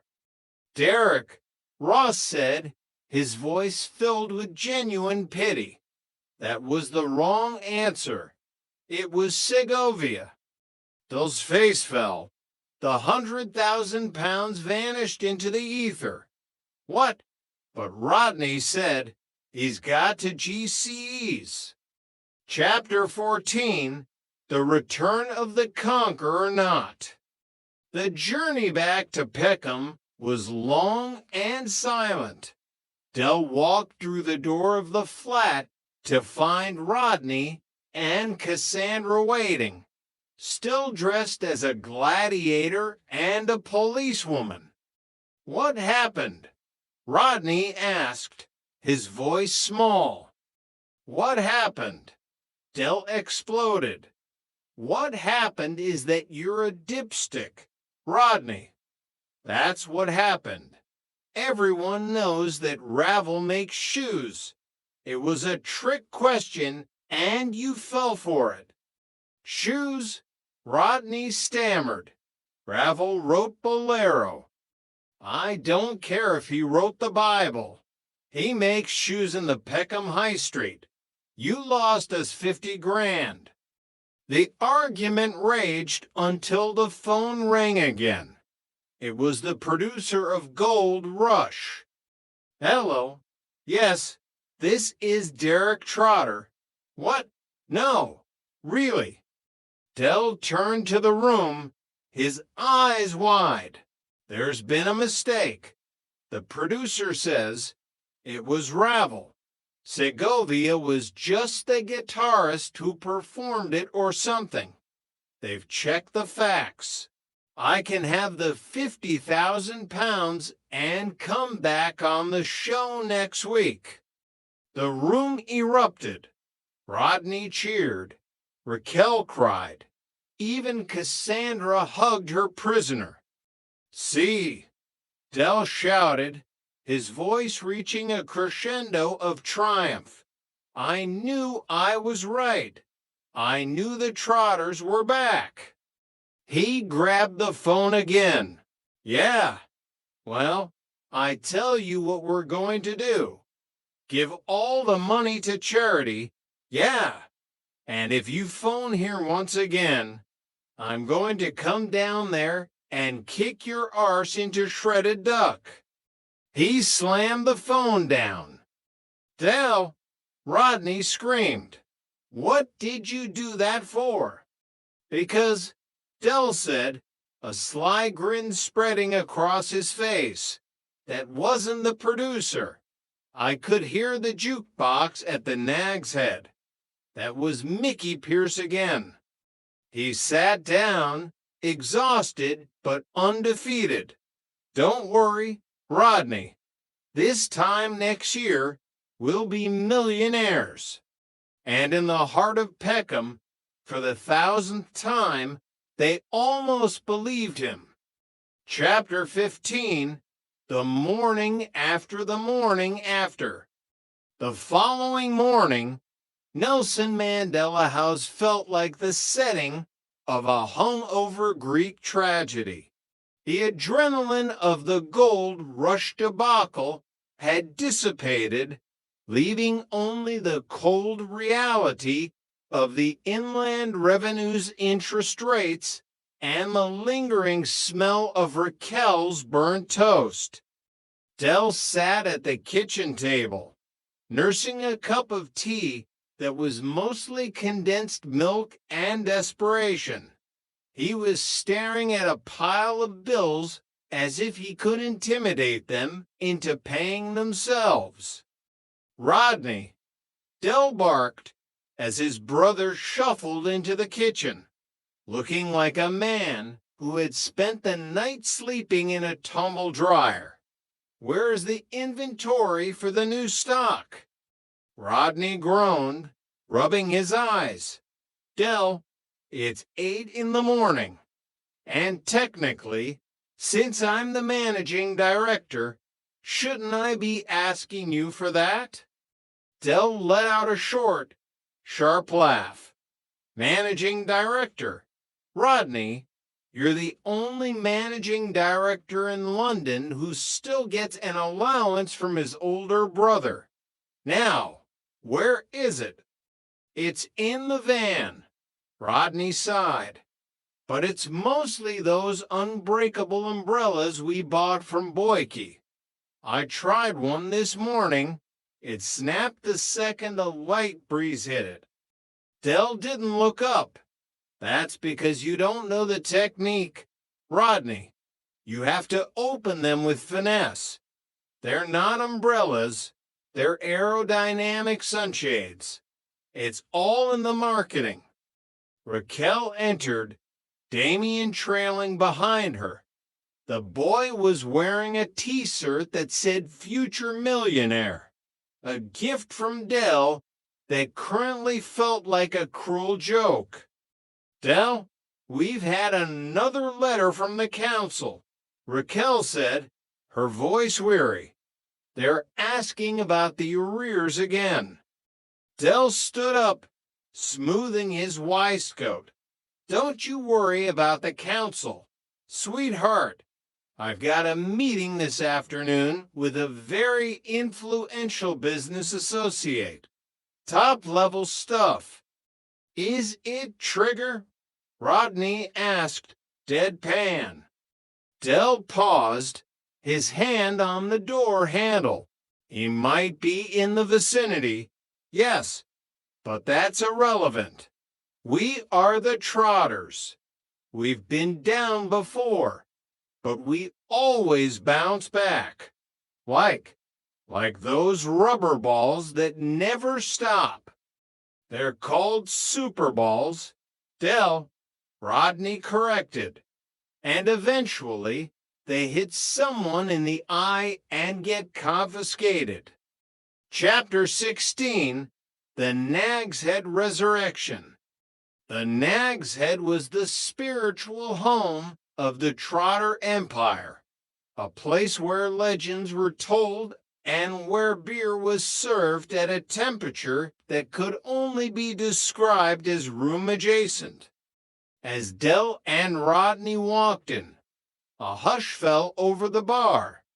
It was the kind of silence usually reserved for a funeral or a surprise inspection by the health department. Trigger was at his usual spot, looking as if he hadn't moved since the mid-70s. Denzel was nursing a half-pint, and Sid was behind the bar, polishing a glass that looked like it had been used to store gravel. All right, Dave, Trigger said, nodding at Rodney. It's Rodney, Trig, Rodney's side, for the 10,000th time. Heard about the show, Dell, Sid said, leaning over the bar. Me and the wife were watching. She said she liked your suit, said it made you look like a very successful magician. Dell ignored the barb. It's all part of the game. Sid, high stakes, high rewards. We were testing the waters, weren't we, Rodney? I was testing the limits of human embarrassment, Rodney muttered. Don't listen to him, Dell said, ordering a large cognac. He's got executive stress. Now, Denzel, I hear you've been having trouble with Jorvin's suspension. Denzel looked up, wary. How do you know that? I have my sources, Dell said, leaning in. And it just so happens that Trotter's independent traders under the new and vibrant leadership of Rodney here has just acquired a consignment of high-performance shock absorbers. Straight from Germany. Germany? Denzel asked, or a garage in Lewisham. Dell looked hurt. Denzel, would I lie to you? They're military grade, built to withstand a direct hit from a tank. Your van will feel like a magic carpet. How much? Denzel asked, his curiosity getting the better of his common sense.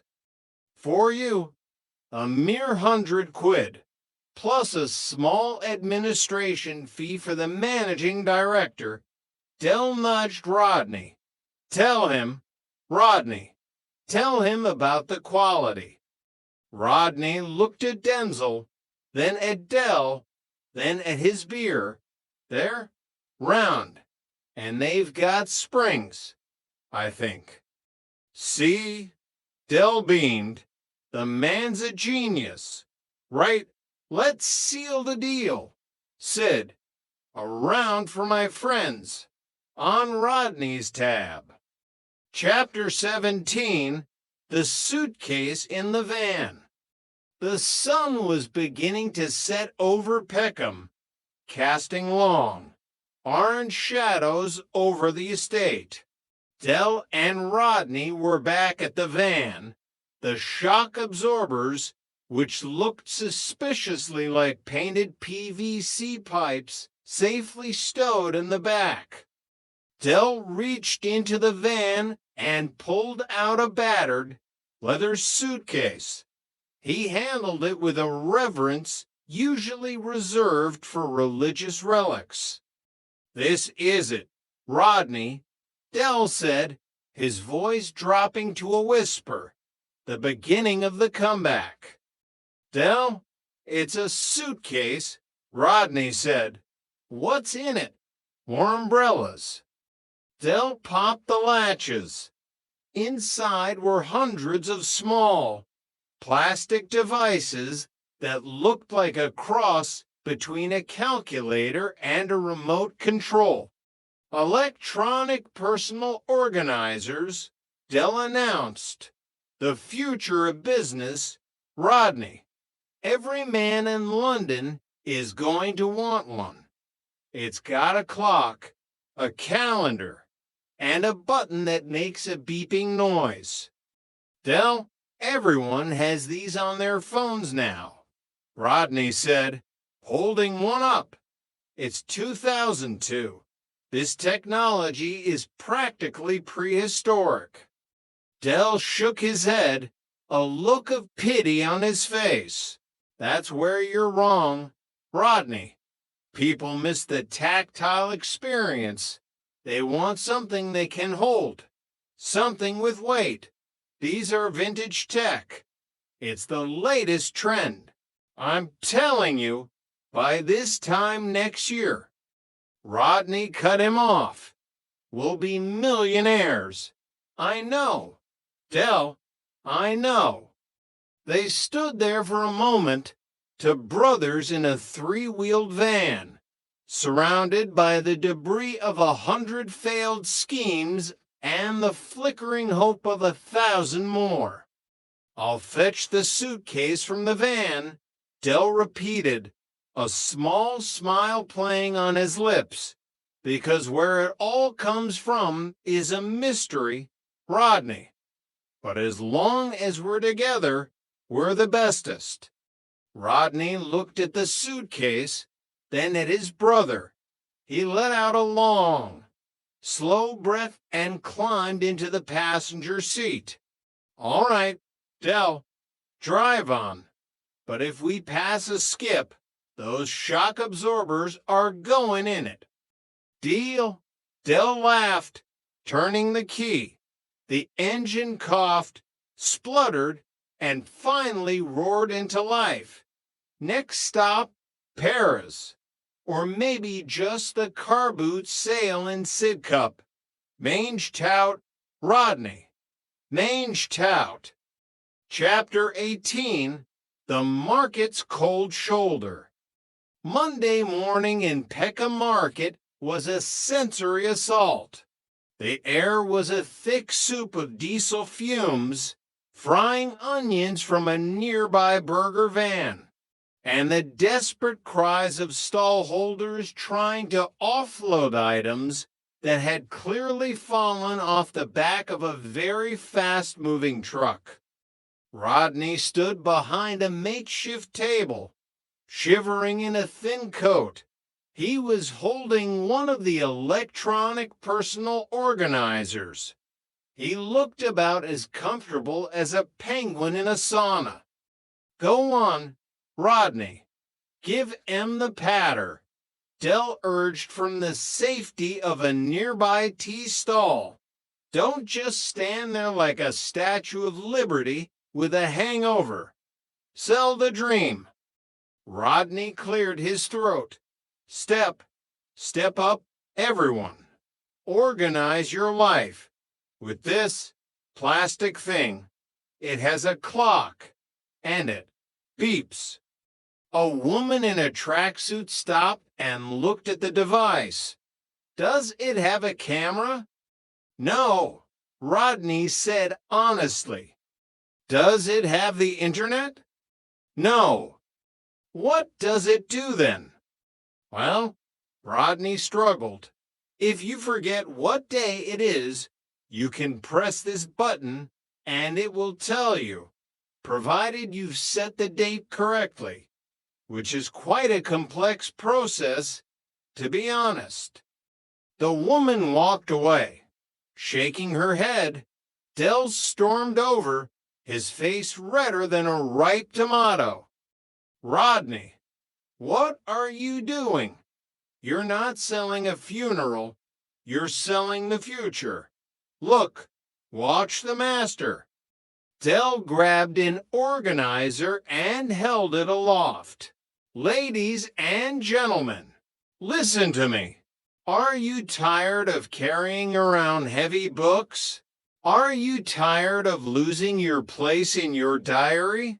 Introducing the Trotter 2000. It's used by astronauts. It's used by international spies. It's so secret that even the government doesn't want you to have one. A small crowd gathered. Those eyes sparkled. It's got a high-definition liquid crystal display. It's got a built-in alarm system to warn you of approaching birthdays. And for today only, because my brother here has just been made managing director and he's feeling generous, you can have it for a tenner. A tenner. A man shouted. I can get a real one for a $5 down at the pound shop. Ah, but does the pound shop one come with a lifetime guarantee from Trotter's independent traders? Dell shot back. And does it have the emergency beep function? I think not. The crowd began to disperse. Rodney sighed. Dell, It's no use. People aren't stupid. They know a piece of junk when they see one. Junk, Dell whispered, horrified. This is vintage, Rodney. It's retro. We just haven't found our target market yet. We need a specialist buyer. Like who? A museum for failed inventions. No, Dell said, a slow grin spreading across his face. I know exactly who. Boyke. Chapter 19, The Strategy Meeting. That evening, the living room of Nelson Mandela House was converted into a high-level boardroom. Rodney was sitting at the table with a notepad, trying to look professional. Raquel was in the kitchen, and the distant sound of Damien playing a video game provided a soundtrack of explosions and digital screams. Right, Rodney said, tapping his pen. Meeting of the Board of Directors. Item 1, the debt. £48,754. Item 2, assets. We have 200 broken umbrellas, 50 fake shock absorbers, and 199 electronic personal organizers. One broke when Dell sat on it. It didn't break, Dell corrected from the armchair. It just redistributed its components. It's an exploding view model. Very educational. Whatever, Rodney sighed. Dell, we need a real plan. We can't keep selling junk to the neighbors. We're going to get evicted. Dell leaned forward, his voice serious. Rodney, I've been thinking. As the managing director, you need to think big. We don't need 100 small deals. We need one huge deal. A deal that will wipe out the debt in one go. And what is this deal? Rodney asked, wary. I've been talking to a bloke called Nervous Nick. He's got a lead on a consignment of, well, it's high-tech equipment. Not more organizers? No, it's medical equipment. Laser-guided, state-of-the-art diagnostic machines. Rodney stared at him. Medical equipment. Dell, you don't know a laser from a light bulb. And where would we sell medical equipment? The private sector, Rodney. Private clinics. I've already made a few calls. I've told them we're an international consultancy specializing in healthcare procurement. You told them what? Rodney stood up, pacing. Dell, this is fraud. We're going to end up in the nick with Mike. It's not fraud. It's creative marketing. Dell shouted back. And besides, we're doing the world a favor. We're bringing down the cost of health care. We're practically saints. You're practically a lunatic, Rodney yelled. I'm the managing director, and I'm saying no. No lasers. No clinics. No Nervous Nick. The room went silent. Raquel appeared at the door, a spatula in her hand. Is everything all right in here? Everything's fine, sweetheart, Dell said, his voice dripping with fake calm. Rodney's just having a bit of executive stress.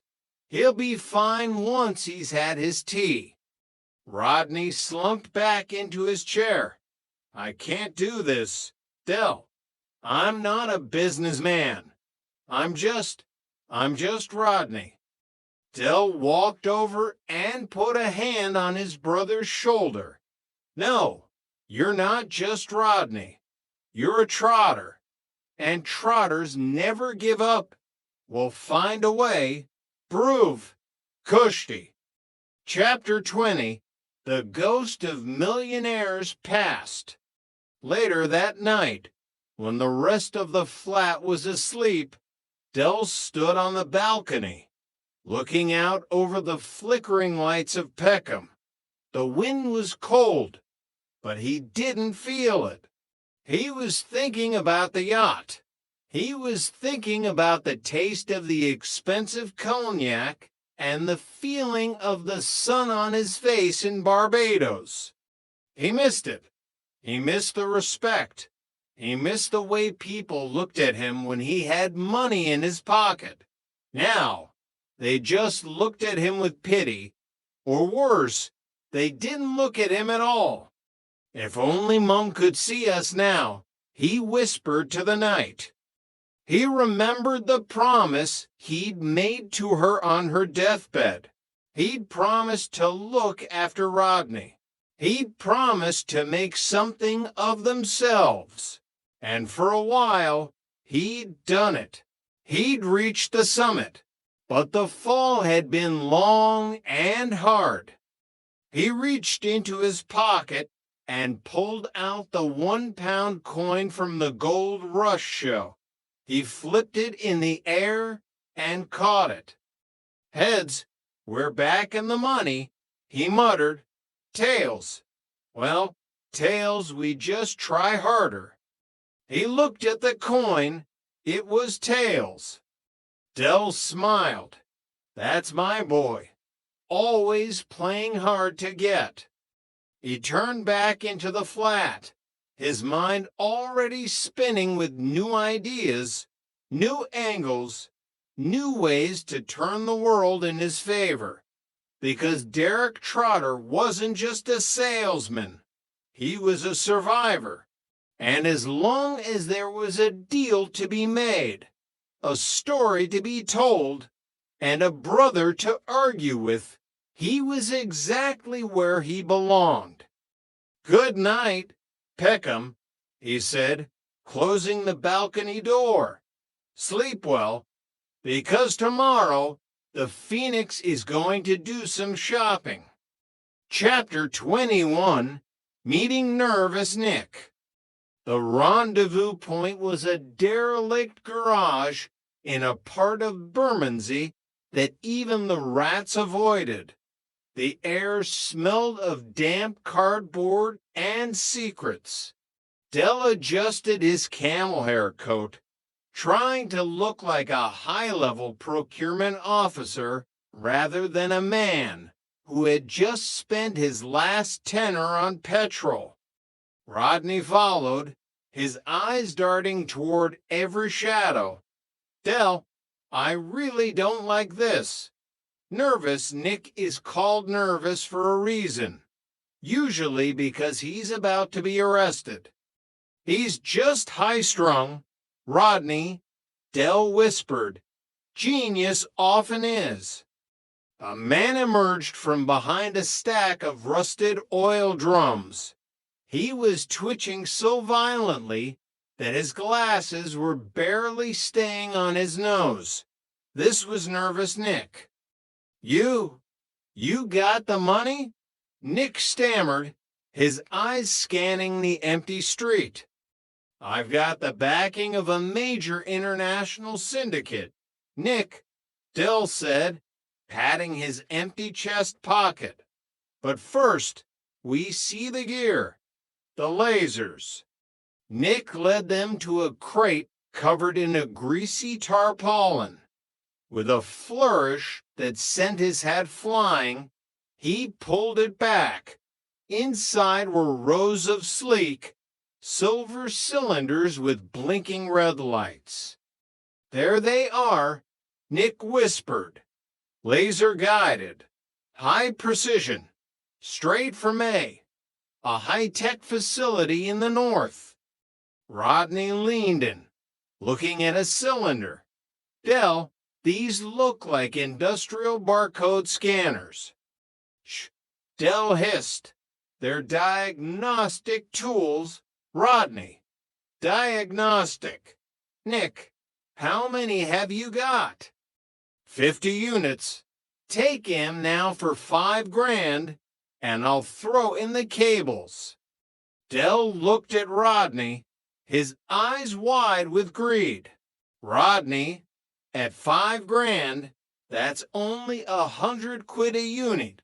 We sell 'em to a private clinic for 500 each, and we've wiped out half the debt in a weekend.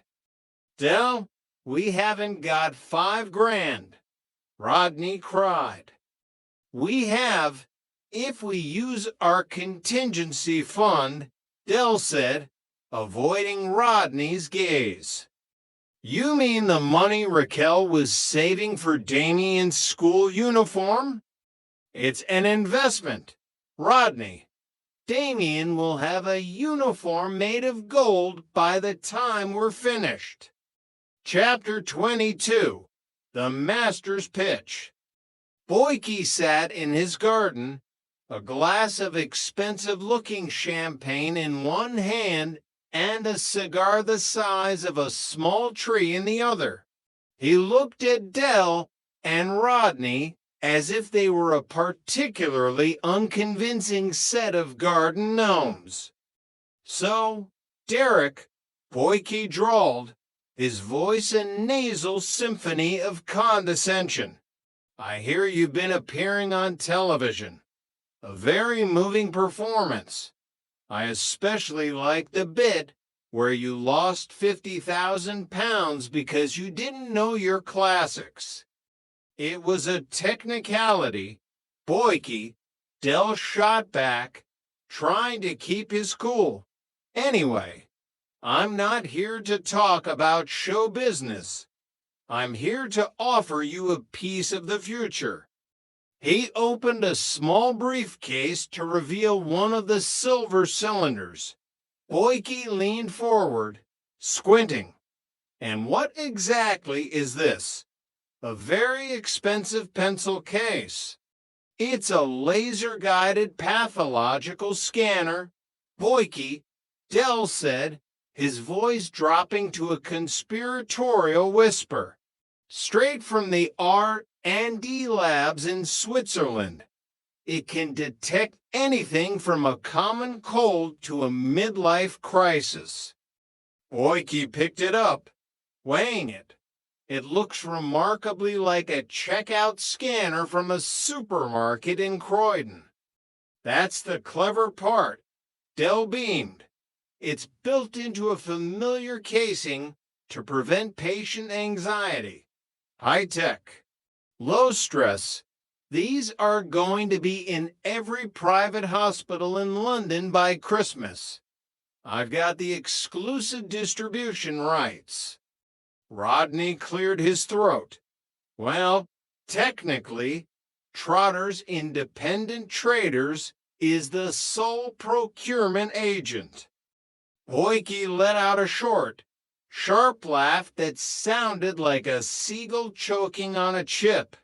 Healthcare. Derek, you can't even diagnose a leak in your own radiator. I'm talking about the margins. Boyke, Dell urged. 30% return in 30 days. Guaranteed. Boyke put the cylinder back. I'll tell you what, Dell, I'll take 10 of them. At 100 quid each. Not a penny more. Dell's face fell. 100? Boyke, I paid more than that myself. Then you're even more of a dipstick than I thought, Boyke said, standing up. Now, if you'll excuse me, Marlene is calling. We're having a very expensive lunch. Chapter 23, The Laser Reveal. Back at the flat, the living room was filled with silver cylinders. Rodney was sitting on the floor, surrounded by instruction manuals that were written entirely in what appeared to be simplified Chinese. Del, Rodney said, his voice trembling, "I've found the translation for the model number." Del, who was busy trying to buff the Made in China stickers off the cylinders, didn't look up. And, does it say precision medical tool? No, Rodney said, standing up. It says industrial poultry sexer. Del froze. A what? A poultry sexer. Del, it's a laser tool used in high-speed chicken factories to determine if a chick is a boy or a girl. Del stared at the cylinder in his hand. He pressed the button, and a tiny red laser beam shot out, hitting a picture of Uncle Albert on the wall. But it's laser-guided, Nick said. Nick is a conman. Del, we've spent Damien's uniform money on 50 machines that tell you if a chicken is a rooster. The silence in the flat was absolute. Then, from the hallway, came the sound of Raquel's keys in the door. "Oh, no," Rodney whispered. "Del, if she sees these, she's going to sex us both with a rolling pin." "Quick, under the sofa," Del hissed. They spent the next 10 minutes frantically shoving silver cylinders under the furniture, just as Raquel walked in. "Hello, boys," she said, looking around suspiciously. "Why is everything moved? And why is there a red dot on Uncle Albert's nose?" It's a new security system, sweetheart," Del said, sweating. "Trotter Tech Security. We're testing the perimeter." Raquel sighed. "Del, please tell me you haven't bought more junk." "Junk? Raquel, this is the future. Chicken. I mean, security is the future." Chapter 24, Domestic Turbulence. The fallout from the laser deal was swift and painful. Raquel discovered the cylinders within 48 hours, mostly because the cat had learned how to trigger the lasers, turning the living room into a low-budget disco. 50 poultry sexers. "Derek," Raquel yelled, her voice echoing through the tower block. "We could have bought Damien a new wardrobe. We could have paid the rent for 3 months." "It's an emerging market, Raquel," Del pleaded, cowering behind the armchair. "The organic chicken industry is booming. Everyone wants to know the gender of their poultry." Rodney was no help either. He had taken to wearing his Spartacus tunic around the flat as a form of silent protest. "If anyone needs me," Rodney said, walking through the kitchen with a wooden spoon, "I'll be in the Coliseum or the local job center." "Oh, shut up, you tart," Del snapped. "I'm working on a pivot, a business pivot." He retreated to the balcony, the one place he could think. He looked out over Peckham and saw Boyke's Mercedes driving past far below. He knew Boyke was laughing at him. He knew everyone was. But as he looked at the silver cylinder in his hand, an idea began to form. It was a crazy idea, a stupid idea, a trotter idea. "Rodney," Del shouted, bursting back into the room. "I've got it. We don't sell M to farmers. We sell M to The entertainment industry. The what? Laser tag, Rodney. We market them as pro-level laser tag kits for high-end corporate away days. We tell M it's a tactical training tool used by the SAS. Rodney looked at the poultry sexer. He looked at Dell. For a second, a spark of the old madness returned to his eyes. Tactical training for corporate away days? Exactly. Trotter Tactical. It's a new branch of the company. Chapter 25. The Phoenix Prepares to Fly. It was Friday night at the Nag's Head. Dell stood at the bar, a silver cylinder tucked into his waistband like a futuristic weapon. All right, Trig, Dell said, nodding at his friend. All right, Dell, what's that on your hip? A fancy new torch. It's a tactical marking device, Trig, Dell said, winking. Standard issue for the elite squads. I'm organizing a tournament next weekend. 20 quid in entry. Winner gets a bottle of my finest champagne. Sounds dangerous, Trigger said, looking impressed. Can I be the referee? You're hired, Dell beamed. He looked across the bar and saw Rodney talking to a group of young city types who had wandered in from the more gentrified parts of town. Rodney was gesturing wildly with an electronic personal organizer and a silver cylinder. And the beauty of the Trotter tactical system, Rodney was saying, his voice filled with newfound confidence, is the haptic feedback. It's so precise it's practically clinical. Dell watched his brother and felt a surge of pride. They were back in the game. They weren't millionaires, yet they weren't even thousandaires, but the wheels were turning. The yellow van was still outside, the debt was still there, and they were still the Trotters. I'll fetch the suitcase from the van, Dell whispered to himself, a small, knowing smile on his face. Because in Peckham, the seasons might change and the tides might turn, but a Trotter always has one more card to play. Mange tout, Rodney, Dell muttered, raising his glass of cognac. Mange tout.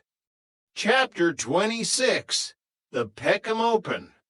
The communal hallway of Nelson Mandela House had been transformed into what Dell called an urban combat theater. In reality, it was a collection of empty cardboard boxes, discarded washing machines, and several miles of yellow tactical tape that Dell had acquired from a confused road worker. Right then, listen up, Dell shouted, standing on a crate of bottled water. He was wearing a headband made from an old tie and a camouflage vest that was clearly 3 sizes too small. Welcome to the inaugural Peckham Open. This is where the men are separated from the boys, and the boys are marked for life by high-intensity poultry sexing technology. The participants were a diverse group. There was Trigger, wearing a high-visibility jacket for no apparent reason, Denzel, who looked like he'd rather be anywhere else, Mickey Pierce, who had actually brought his own camouflage face paint, and 3 bewildered accountancy students that Rodney had lured in from the local library. The rules are simple, Rodney added, trying to maintain an air of professional authority despite the Spartacus tunic he was still stubbornly wearing.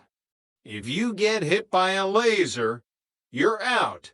The scanner will emit a high-pitched beep to signify a confirmed mark. Actually, one of the students noted the device is emitting a chirping sound and the screen says pull it. That's a tactical code. Dell interjected quickly. Pull it means point under lethal laser engagement target. Now, let the games begin.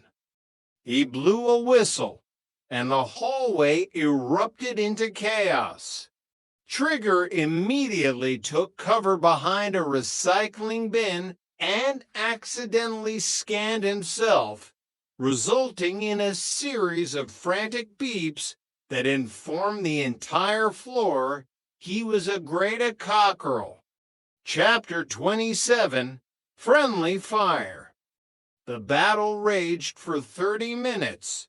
Mickey Pierce was surprisingly agile, diving over boxes and tagging anyone who moved. However, the machine's original programming began to interfere with the combat simulation. Denzel yelled, pinned down behind a sofa. My gun keeps saying I'm underweight. It won't fire. Shake it, Denzel. It's the haptic feedback calibrating. Dell yelled back while trying to flank the accounting students. The chaos reached its peak when the hallway door opened and an elderly neighbor, Mrs. Jittings, walked in carrying a bag of shopping. Excuse me, Derek, she said, looking at the camouflage-clad men rolling around on the floor. The lift is broken again. Not now, Mrs. Jittings, Dell hissed, peeking out from behind a washing machine. Can't you see we're in the middle of a high-stakes tactical exercise? Suddenly, a red laser dot appeared on Mrs. Jittings' forehead. Mickey Pierce had made his move. The device let out a triumphant chirp. Target identified, Mickey shouted. Confirmed mark. Mrs. Jittings looked at the screen of Mickey's device. It says ready for slaughter. What does that mean, Derek? It's a metaphor, Mrs. Jittings. Rodney cried, running over to apologize. It just means you've won the round. Congratulations. He frantically gestured for everyone to stop. The first Peckham Open had officially descended into a neighborhood relations disaster. Chapter 28, The Boyke Intervention. I must say, Derek, a familiar, mocking voice drawled from the entrance. The Sass really have let their standards slip. Boyke was standing at the edge of the theater, leaning against the doorframe and looking profoundly unimpressed. Beside him, Marlene was stifling a laugh. Ah, Boyke, Dell said, standing up and trying to look dignified while covered in dust and tactical tape. Good to see you. We're just finishing up a demonstration of the Trotter tactical system. High-level stuff. We've got interest from several private security firms. Boyke walked over to a discarded poultry sexer and picked it up. And how exactly is this supposed to secure anything other than a local supply of eggs? It's the psychological impact, Boyke, Dell insisted. The red dot, the chirping. It strikes fear into the hearts of the enemy. It strike fear into the hearts of anyone with a basic understanding of electronics. Boyke laughed. I'll tell you what, Dell, I've got a lot of scrap metal at the yard. If you want to dump these there, I'll give you a $5 for the lot. A $5. Boyke, I've got 30 entries at 20 quid each. That's 600 pounds in one afternoon. Minus the cost of the tape, Rodney whispered, and the repairs to Mrs. Jitting's dignity. Ignore him, Dell snapped. The phoenix is rising, Boyke, whether you like it or not. Chapter 29, The Accounting. That night, the flat was quiet. The cardboard boxes had been cleared, and the poultry sexers were back under the sofa. Rodney sat at the table with the gold rush 1-pound coin, spinning it slowly. 600 pounds, Dell, Rodney said. It's a start, but we still owe over 48,000. Dell sat across from him, sipping a glass of cheap brandy. He looked tired, but the spark in his eyes hadn't faded. Rome wasn't built in a day, Rodney, and the Trotter Empire won't be rebuilt in a weekend. But we're moving. We're trading. I was thinking about what you said on the balcony, Rodney said. About Mom. Do you really think she'd be proud of us? Rolling around in a hallway with chicken grating machines? Dell looked at the picture of their mother on the mantelpiece. She'd be proud that we never gave up, Rodney. She knew what it was like to struggle. She knew that sometimes you have to be a bit creative to survive. He reached out and stopped the coin. It was heads. See, Dell smiled. The gods of commerce are smiling on us again. This time next year. Millionaires, Rodney finished for him. This time, he didn't say it with a sigh. He said it with a small, cautious hope. Chapter 30, Final Reflection. The yellow van sat in its usual spot outside Nelson Mandela House, a defiant splash of color against the gray concrete. It had survived the crash of the 90s, the loss of millions, and the indignity of being used to transport 50 poultry sexers. Inside the flat, Raquel was putting Damien to bed. Cassandra was finally laughing about the policewoman incident, and Dell was already planning a trip to a car boot sale in Margate. Life in Peckham wasn't easy. The bills were high, the lift was always broken, and the dreams were often larger than the reality. But as the sun set over the tower blocks, Derek Trotter stood on his balcony one more time. He felt the weight of the rings on his fingers and the history of his family in his heart. He knew the world would keep turning, the seasons would keep changing, and the tides would keep coming in. Kushti, he whispered to the night. He turned back and sighed, ready for whatever tomorrow would bring. Because a trotter is never truly defeated. They are just preparing for the next big deal. And somewhere in the mystery of where it all comes from, the suitcase was already waiting in the van. Part 2, The Berman Ziebling. Chapter 31, The Arrears and the Anguish. The following Monday dawned with a sky the color of a wet sidewalk.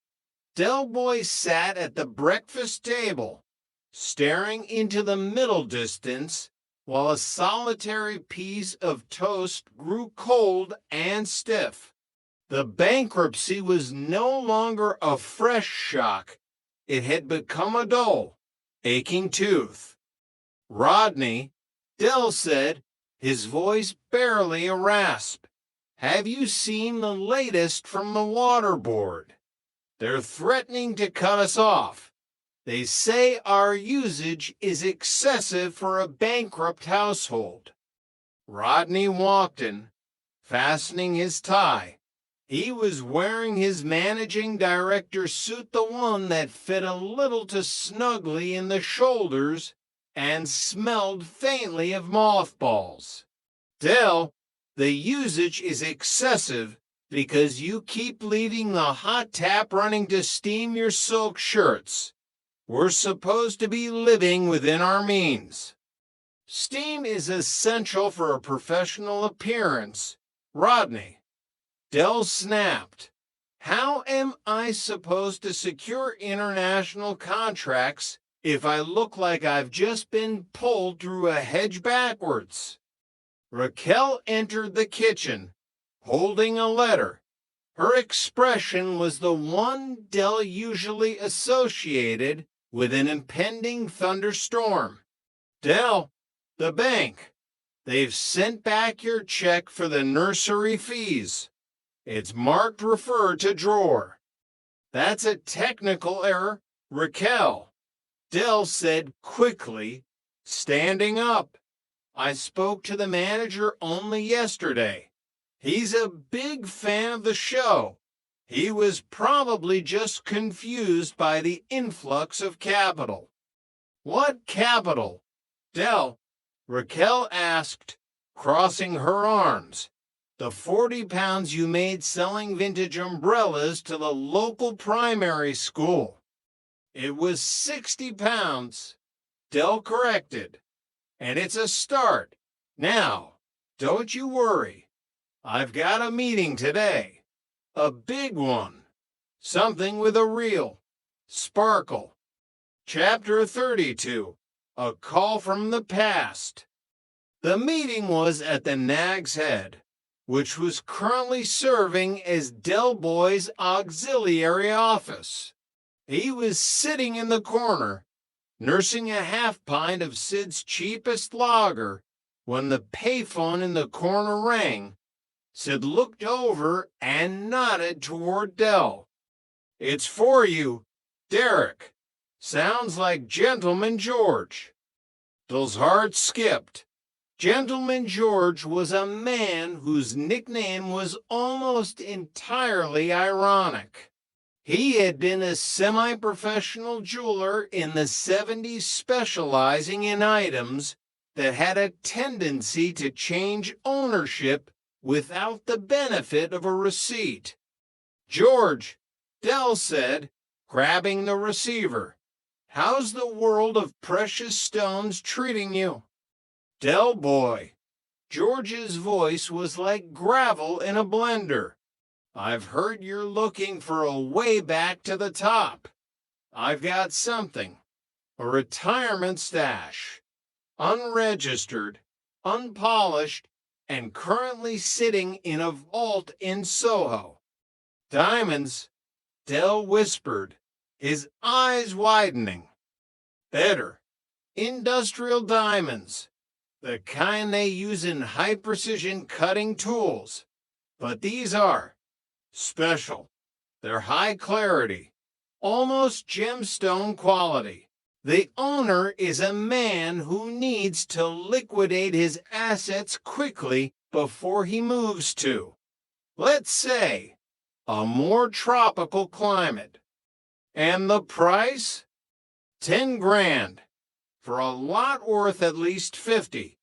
But I need an answer by tomorrow. And I need a broker with a cleanish record. Dell looked at Rodney, who was currently trying to fix the jukebox by kicking it. I've got just the man. George, my managing director. He's got to GCEs and a brain like a diamond itself. We'll be in Soho by 3.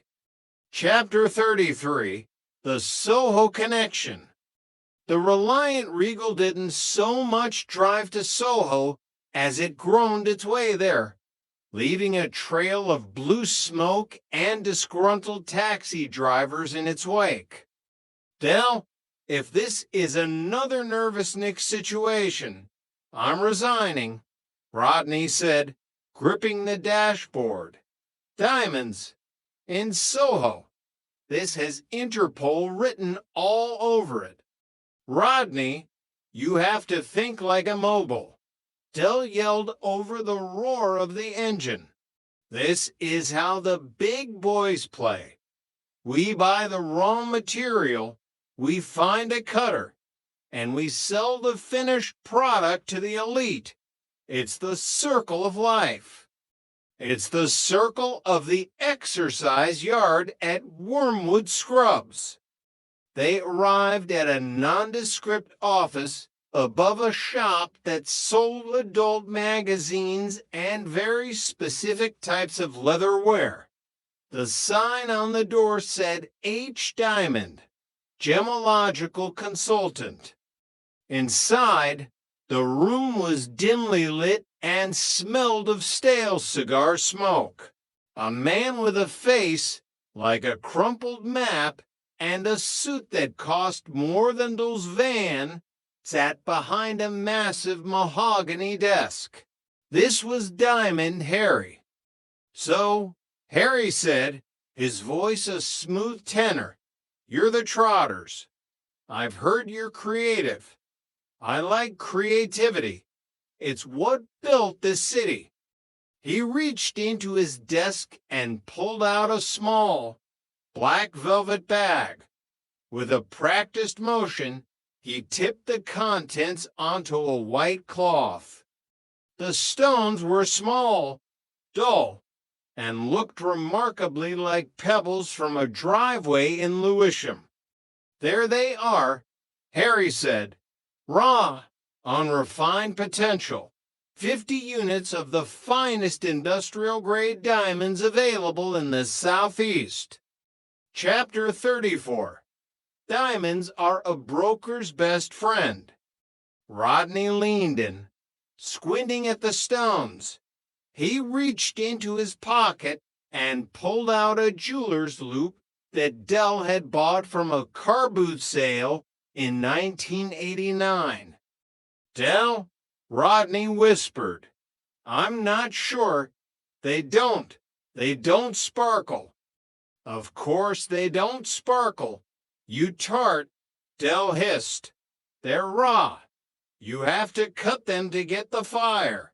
Harry, my managing director here is a specialist. He's checking the clarity." Harry watched Rodney with an amused expression. "Go ahead, son. Check the refraction. Check the density." Rodney held a stone up to the light. His GCEs, one of which was in art, were being pushed to their absolute limit. He remembered a documentary he'd seen on the Discovery Channel about diamond mining. The crystalline structure seems consistent, Rodney said, trying to sound like a man who spent his weekends in the vaults of De Beers. "But what about the provenance? Can we see the certification?" Harry let out a short, sharp laugh. "Certification? Son, if these stones had certificates, they wouldn't be 10 grand. They'd be 50. You're buying the opportunity, not the paperwork." Del stepped forward, his rings gleaming. "We understand the risks, Harry. We're traders. We live on the edge. Give us 24 hours to assemble the capital." "You have until midday tomorrow," Harry said, sweeping the stones back into the bag. "After that, they go to a buyer from Antwerp, and he doesn't ask questions about GCEs." Chapter 35. The valuation. Back in the van, the atmosphere was electric with a mixture of greed and terror. 10 grand, Dell. Rodney cried. Where are we going to get 10 grand? We haven't even got 10 pounds for the congestion charge. We've got the tactical money from the tournament, Dell said, his mind racing. And I can sell the rest of the poultry sexers to a contact in the Highlands. He says they're great for grading salmon. That's only a few grand. We're still 7 short. I'll talk to Boyke, Dell said, his jaw setting. Boyke, he'll want a pound of your flesh for every tenner. He'll want a piece of the action. Rodney, he's always wanted to get into the diamond trade. He's got the vault. He's got the contacts. We bring him in as a silent partner. Boyke, silent? Rodney laughed. He'll be telling everyone from here to Marbella that he's the Diamond King of Peckham before the sun goes down. Let him talk, Dell shouted, swerving the van around the bus. As long as he provides the readies. We're the brokers. Rodney, we're the brains. This is it. This is the big one. The Bermondsey-bling. As they rattled back toward Nelson Mandela House, Del Boy looked up at the gray London sky and saw only a glittering field of diamonds. He could almost feel the weight of the £1,000,000 check in his hand. Nange tout, Rodney, he whispered. Nange tout. The end part to coming soon. The Trotter Legacy. A novelization of the fall and rise of Peckham's finest. Prologue, the changing of the seasons. The yellow Reliant Regal Supervan 3 rattled through the streets of Peckham like a tin can tied to a dog's tail. Behind the wheel, Derek Del Boy Trotter hummed a tune that was as much a part of the London fog as the smell of diesel and damp cardboard. The van groaned at every corner, its fiberglass body vibrating with the effort of staying together, much like those various business schemes. I'll fetch the suitcase from the van, he muttered to himself, the lyrics of his life playing out in his mind. 'Cause if you are the bestest, but you don't ask questions, then, brother, I'm your man. It was a philosophy that had served him well mostly. It was the philosophy of the survivor, the man who knew that where the hooky gear came from didn't matter as much as where it was going. To Dell, life was an endless cycle, much like the changing of the seasons or the tides of the sea. One moment you were eating caviar in a penthouse, and the next you were back in the Nag's Head wondering if you could put a pint on the slate. But lately, the seasons had been particularly cruel. He glanced at his younger brother, Rodney, who sat in the passenger seat looking like a man who had just been told his library card had been revoked. Rodney was nervous. Rodney was always nervous, but today he looked positively translucent, his long, lanky frame folded awkwardly into the cramped cabin.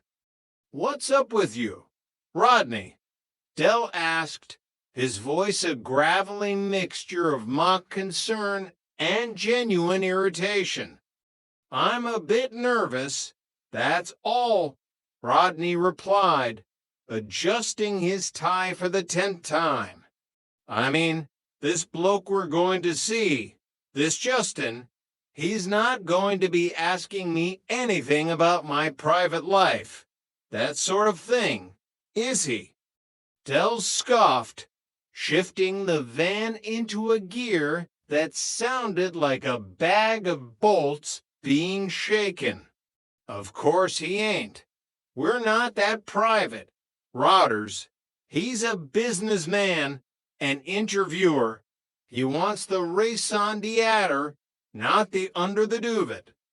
He's not going to want to know about, you know, me and Cassandra's little problems." Those eyes twinkled with a mischievous, albeit dangerous, light. "No, no, good, 'cause otherwise I would. What problems? Me and Cassandra haven't got any problems." Rodney stared ahead. "That's not what you said to me the other night." "All right, so there's been 1 or 2 minor hiccups in the bedroom department," Rodney conceded, his voice dropping an octave as if the gear stick might be listening. "But they're personal, Dell, and I told you that in confidence." All right, keep your hair on," Dell said, waving a gold-ringed hand dismissively. "I'm not going to be telling him about jiffins and things.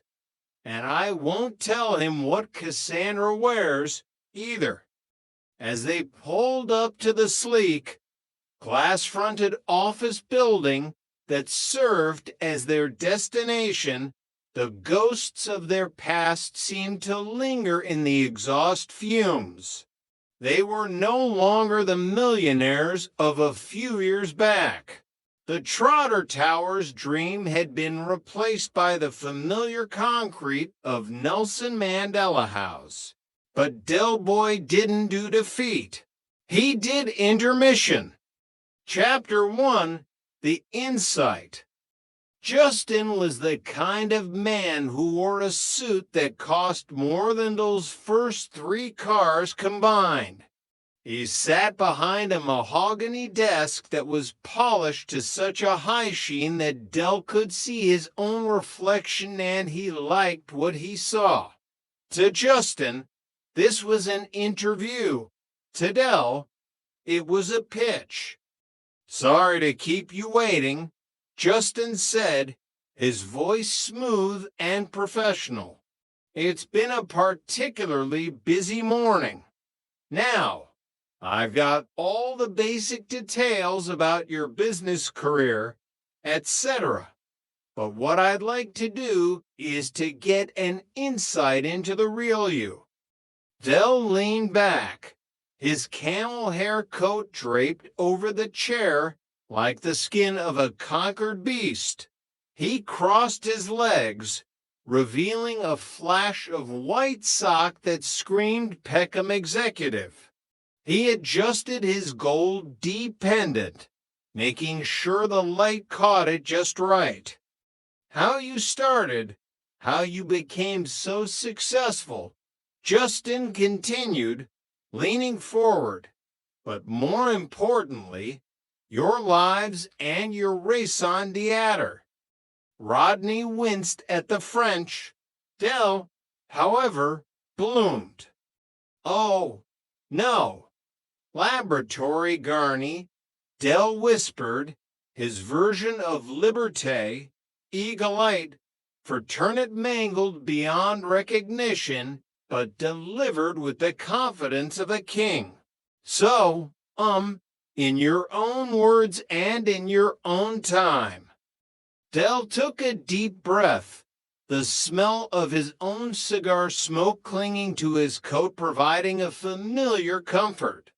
"Well, where shall I start, Justin? Well, up to a few years ago, we were just very ordinary people living, well, very ordinary lives. Weren't we, Rodney? Weren't we?" Rodney gave a stiff, mechanical nod. And then Dole's eyes went misty, As you know, one day I discovered an historic and almost priceless artifact. A watch. Not just any watch. Mind you, a Harrison, the holy grail of horology. He paused for dramatic effect. Justin nodded, encouraging him. Dell spun a yarn that combined elements of Indiana Jones with a South London car boot sale. Anyway, at first, we didn't know what to do with it. Dell lied smoothly. In reality, they had nearly tripped over themselves trying to figure out how many zeros were on the end of the valuation. To begin with, we thought about donating it to the British Museum as a national treasure. Rodney cleared his throat. Yeah, and then we decided to flog it. Dell shot him a look. So, before you know, Rodders and me have come in on an eye on 6.5 million quid. 6.5 million, Justin, in the hand. Not a penny of it hooky. The room seemed to grow quiet as the memory of that wealth washed over them. It had been a time of helicopters and villas, of champagne that didn't taste like fermented apples, and of a world that finally seemed to recognize the genius of Trotter's independent traders. Well, after we divvied the dosh up, right, Dell continued, his voice softening. We made sure that our Uncle Albert got a nice little drink. But we thought of others first. We donated to charity. Enormously, of course. Enormously, Rodney echoed, though his mind was likely calculating the exact cost of the donations versus the cost of the cigars Dell had smoked during that period. So, eventually, we had to start thinking about our future, Dell said, the tone shifting to something more somber. So, we sought out this city stockbroker, Real Diamond, according to the brochures, and he advised us to invest in a new and vibrant venture. A Central American market, Rodney added, the words tasting like ash in his mouth. It was attracting massive funds from all over the world. We were told it was a sure thing.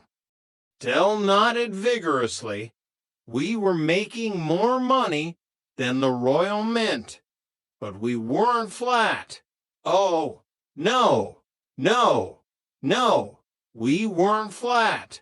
I mean, even when we went away on business, we always took the family with us.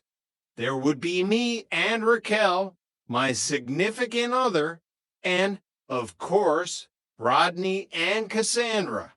And not forgetting my young son, Damien. Chapter 2. The High Life and the Deep Fall. The memory shifted to the sun-drenched shores of their brief paradise. Dell could almost feel the heat on his back and the cold condensation of a pina colada in his hand. He remembered walking into a high-end restaurant, greeted like royalty. "Oh, Mr. Potter, it's good to see you again," the Mactor D had said. "Bon appetit, Dominic." "Bon appetit," Dell had replied, waving a hand as if he owned the very air. It was a world of viva la vida loca, of black cats and voodoo dolls, mostly in the form of the superstitions that follow the suddenly wealthy. But beneath the surface, the premonitions were starting to stir. He remembered the chaos of family life and luxury. Cassandra, always the voice of reason, complaining about Damien's latest antics. Ralph, you've got to have a word with Damien. People are complaining, she had said, her face flushed with embarrassment. Oh, no, what's he done now? Dell had asked, secretly proud of his son's spirit. He's just weed in the swimming pool. Dell had laughed it off then. All little boys do enjoy a splash in the swimming pool, don't they? Yes, Dell, Cassandra had replied through gritted teeth, but not from the top of the 4-meter diving board. He was a little git, as Rodney often said, but he was a trotter, and for a while it felt like the trotter name was written in the stars. They talked about Uncle Albert, who was enjoying his retirement on the coast, living in sin with Elsie Partridge. Old Uncle Albert, he'd love it here, Rodney had mused during a quiet evening by the ocean, right next door to the sea, just like the war. Yeah, Dell had agreed. At least we haven't got to sit through the Battle of the Baltic every night. During the war. But then the tide turned, not with a roar, but with the quiet tap of a keyboard. The stock market crash was like a wave that swept away their sand castles. It turned out that negotiations between the Central American countries had collapsed. Dell explained to Justin, the pain evident in his eyes. Yeah, it was wiped out. Every penny. Nick the lot. The transition from Mr. Potter to that bloke who owes us for the minibar had been instantaneous. They had paid for the hotel on a credit card, a card that was withdrawn before the ink on the receipt was dry. But Derek is, if nothing else, a very creative businessman, Rodney told the interviewer, a hint of genuine respect breaking through his usual cynicism. He came up with a solution to our dilemma. Up there, Dell had shouted, pointing to a flight path that would lead them back to the reality of Peckham. The news hit the UK faster than a rumor in the Nag's Head. Suddenly, their business associates weren't returning calls. The penthouse was gone. The peacocks were gone. They were cast into a financial wilderness, returning to the only place that would have them, Nelson Mandela House. Chapter 3, The Trial of Friends. The return to Peckham wasn't just about losing money, it was about the fallout. Their friend Mike Fisher, the landlord of the Nag's Head, had invested his life savings into the Trotters' venture. He had remortgaged the pub, betting everything on Del Boy's sure thing.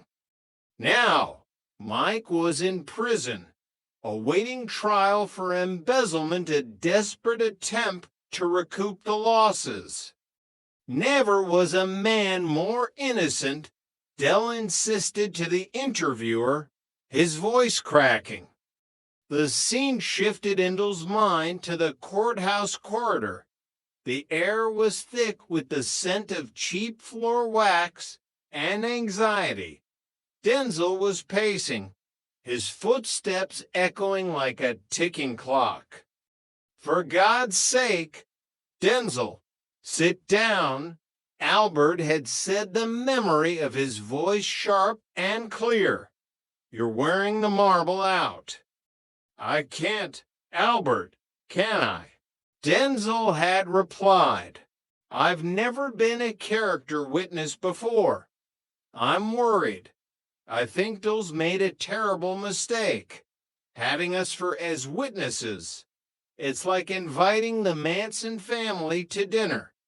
Trigger, ever the enigma, had looked up from a crumpled newspaper. I'm going to tell them I hear voices. No, Trig, Rodney had sighed. You're not on trial. You're a character witness. I know, Trigger had said simply, but I hear voices. It had been a disaster. The Trotters lost their homes. Dill's estate with the peacocks became a dream that was auctioned off to pay the interest on the interest. Every day there was more rows, more bad news. Dell told Justin, we thought things couldn't possibly get worse. Oh, boy, how wrong we were. Chapter 4, The Empty Chair. The blow that hurt the most wasn't financial. It was the call from Elsie Partridge's son.